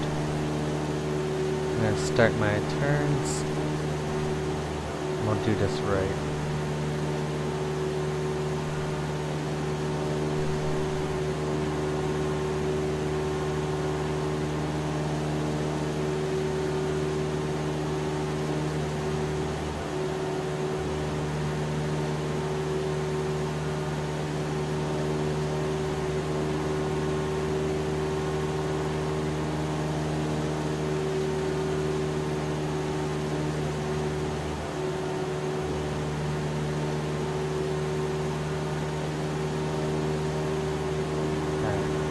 Get that turn going.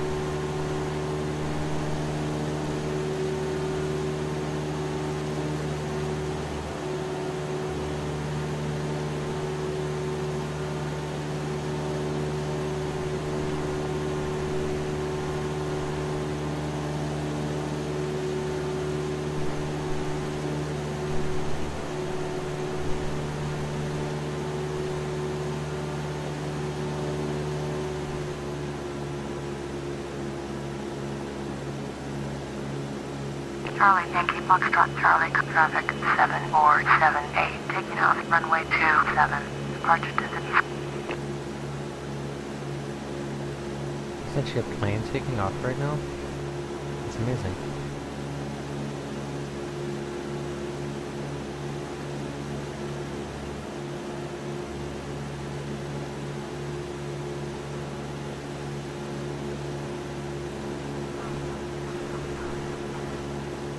Charlie, Yankee, Foxtrot, Charlie, traffic, Cessna, Charlie, Alpha Tango, Whiskey, 642, is on crosswind, runway 27.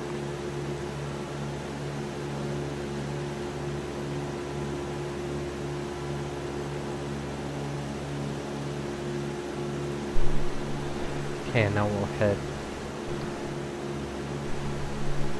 downwind.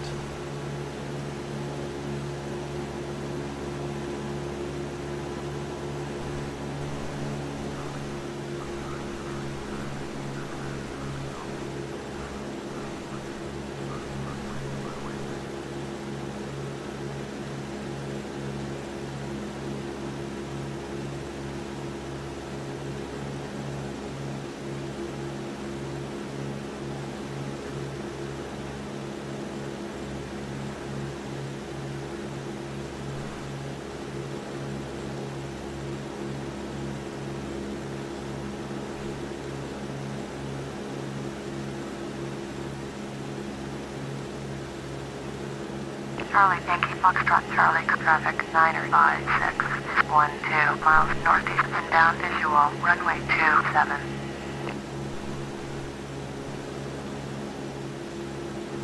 Actually a little bit of traffic here.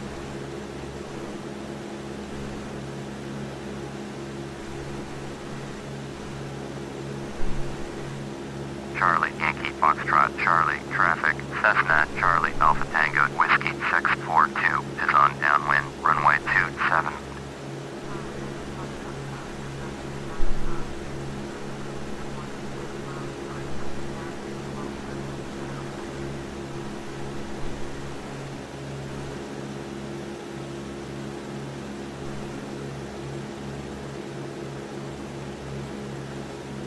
Okay, so that's where I'm pretty much at. Okay, so gonna let this guy go in first. That person's taken off there. Air traffic, and it was the... I don't know.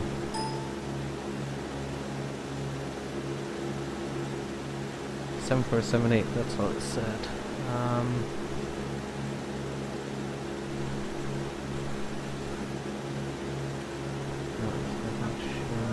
So,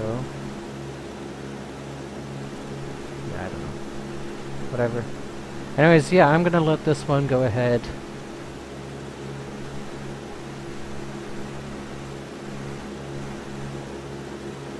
I'm gonna work on leveling this thing out.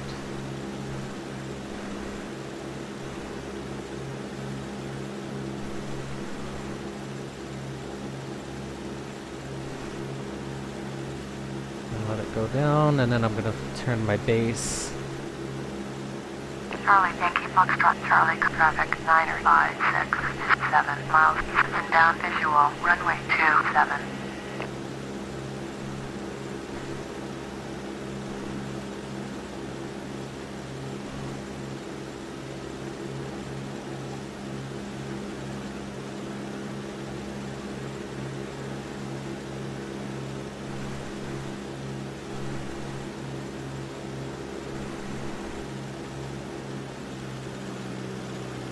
I think I'm way too high right now, aren't I?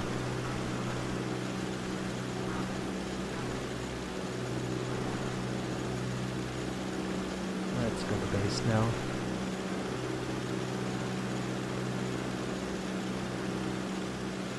We should be safely past. Yeah, look at that, I'm 4,000 feet.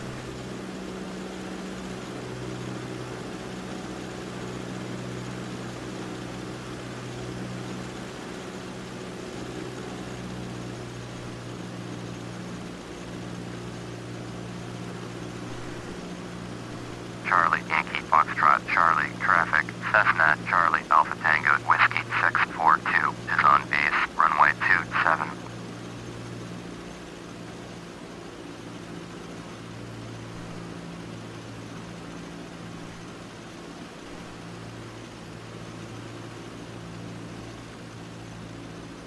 Again, I'm way too high right now.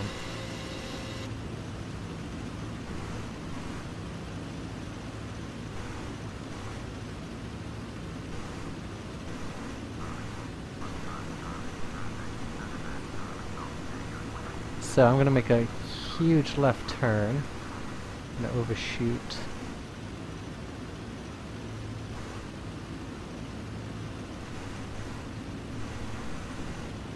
There we go.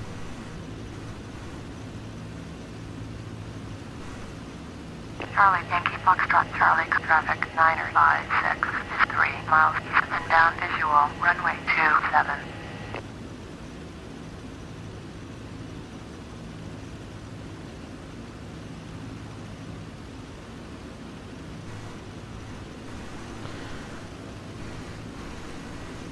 We're gonna bleed off a little bit of altitude here.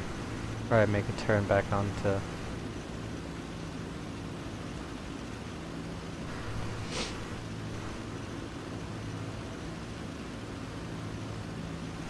3,000.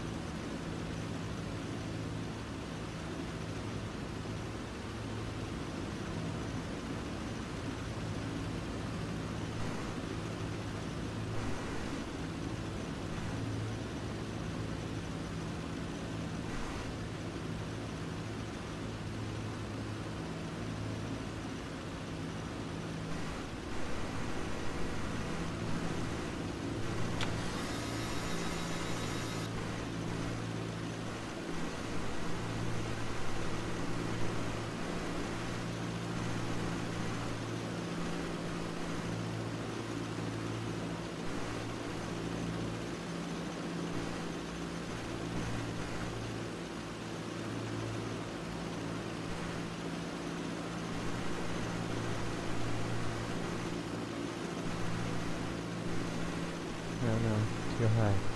Don't go too high here.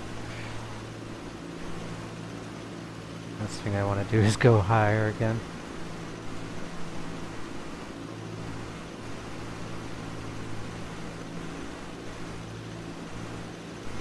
I don't know, I come in higher than I should.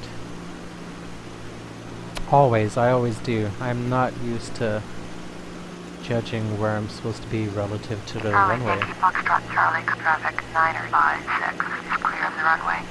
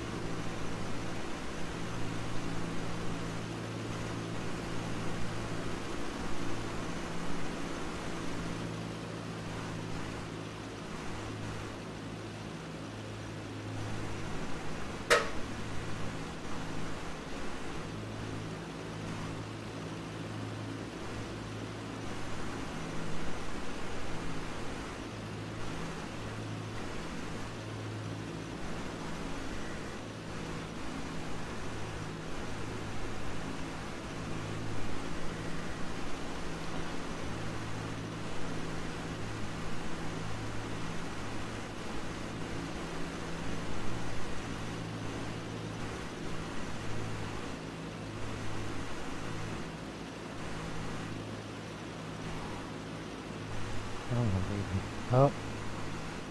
Wow, I also can't judge where the heck I am. Crap.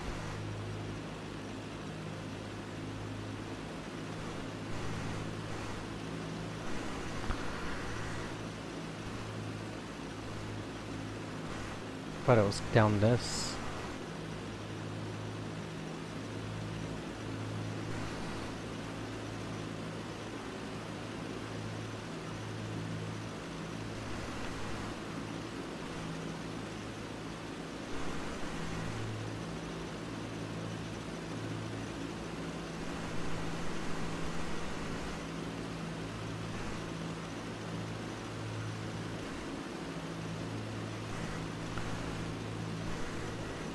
Charlie, Yankee Foxtrot Charlie, traffic Cessna Charlie Alpha Tango Whiskey 642 is on base, runway 27. I'm on base, gonna turn for final. 2,500 feet.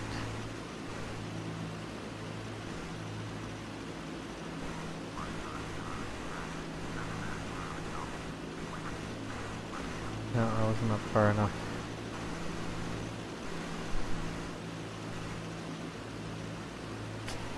I also always have troubles lining myself up.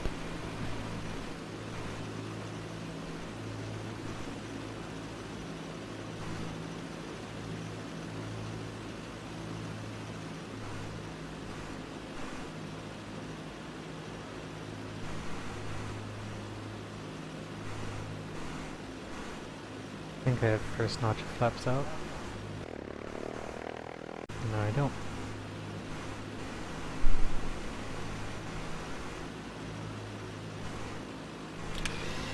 There we go.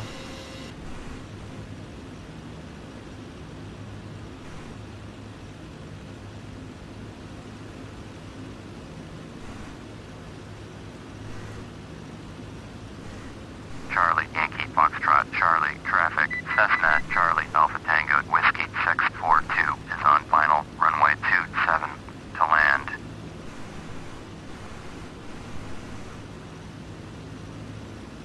There we go.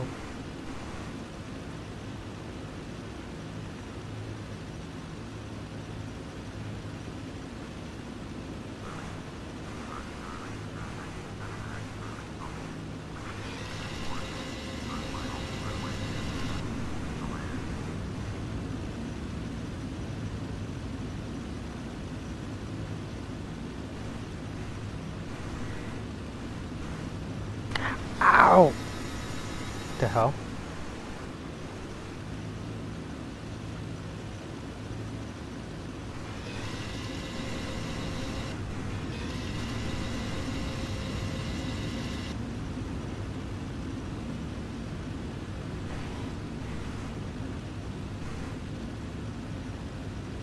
Yeah, see, I'd never put the nose where it's supposed to be. I always have the nose higher. That's one thing I need to get used to, is where the nose is supposed to be.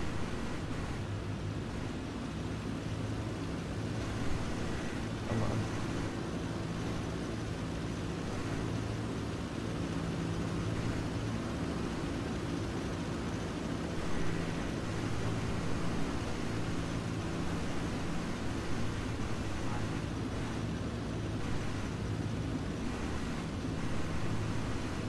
See, I think this one I definitely come in too low. A little too far left also.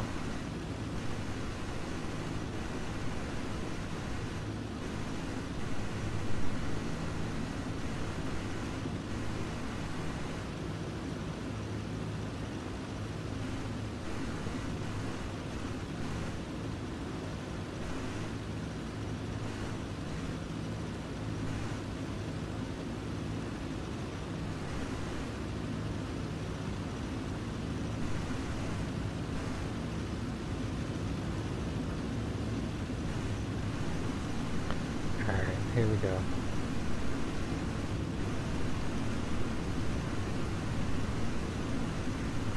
Again, still high. Still pretty fast, actually. But this one's going to be landable.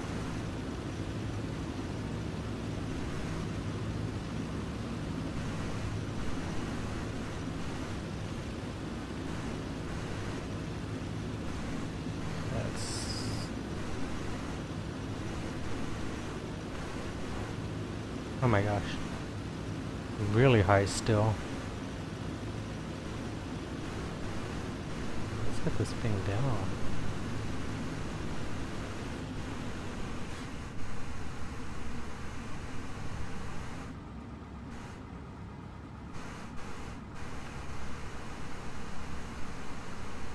Not even close to the center line.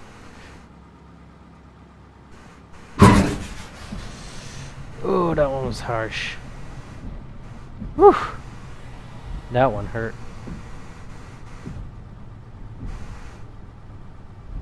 Alright, well.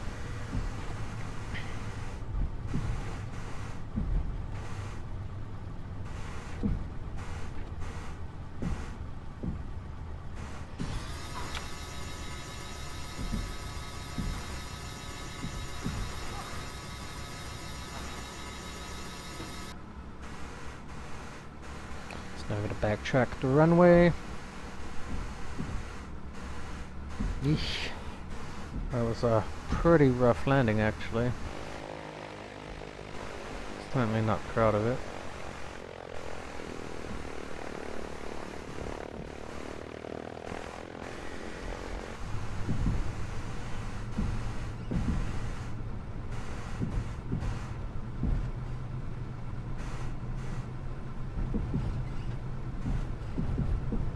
It's only -4 here.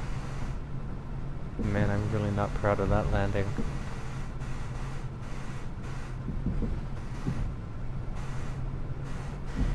Not proud at all.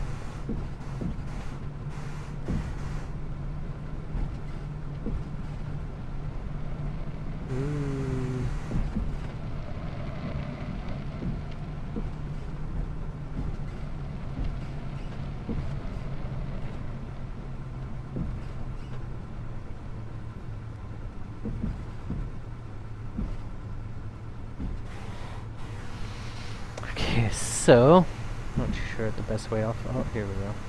Follow the guideline.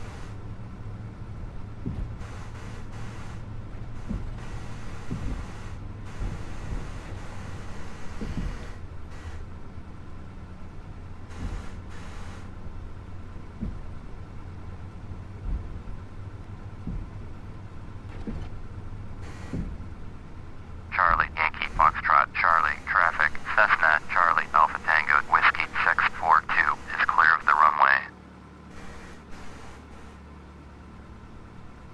Okay, so now we're gonna go find a parking spot. Wherever general aviation parking is, that means I'm gonna have to bring up my charts. Okay.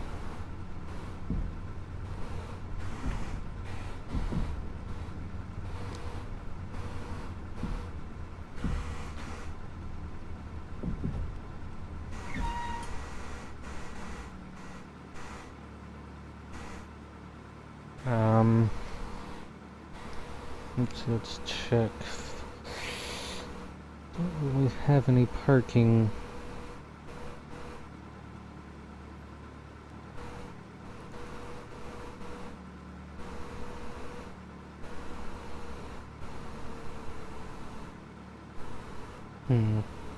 Well, I'm just gonna find a spot, I guess.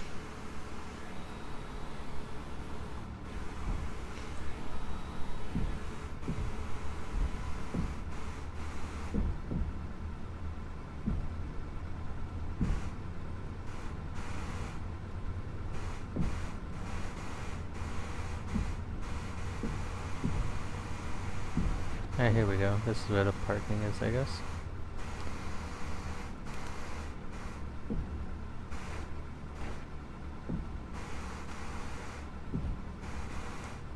Alright, well this is where I'm gonna park, anyways.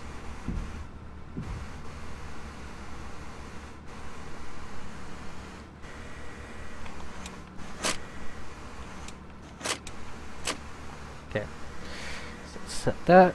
And is there a shutdown procedure? No.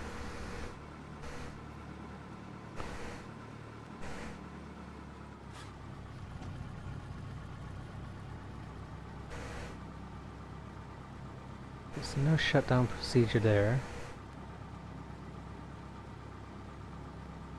And that's just that. Okay.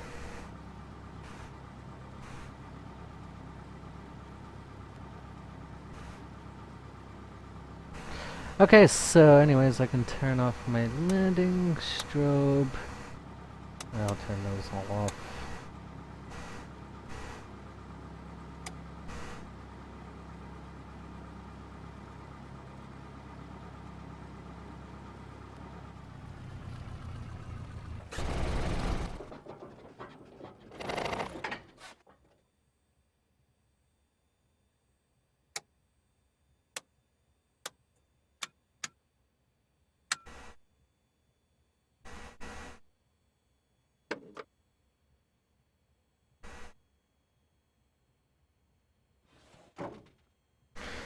Okay, now to secure my aircraft. Control lock in, wheel chocks on, tie downs. Plug the engine heater. And there we go, ladies and gentlemen.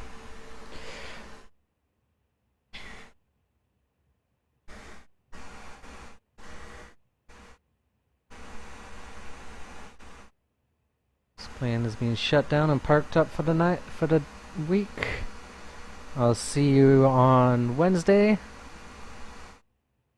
when we take off to our next airfield of Halifax. So I'm going to save this.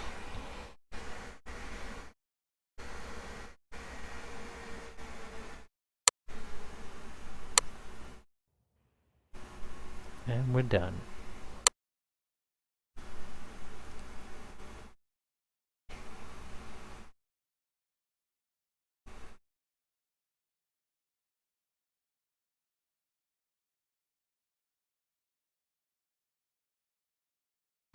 Three hours, 11 minutes. That's awesome. Here. Oh, window capture.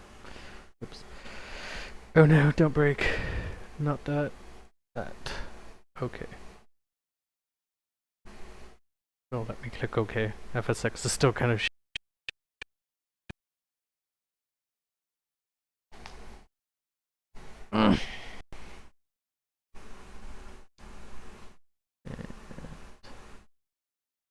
hit the screen. So as you can see, off block time was 16:20 and 40 seconds. We landed at 19:46 Zulu. Takeoff time was 16:31, so it took us about 11 minutes to taxi and wait for clearance, and we landed at about 19:43, so just under 2.5 minutes to taxi and land there. Flight time was 3 hours 11 minutes 48 seconds. Max altitude attained was 6,300 knots.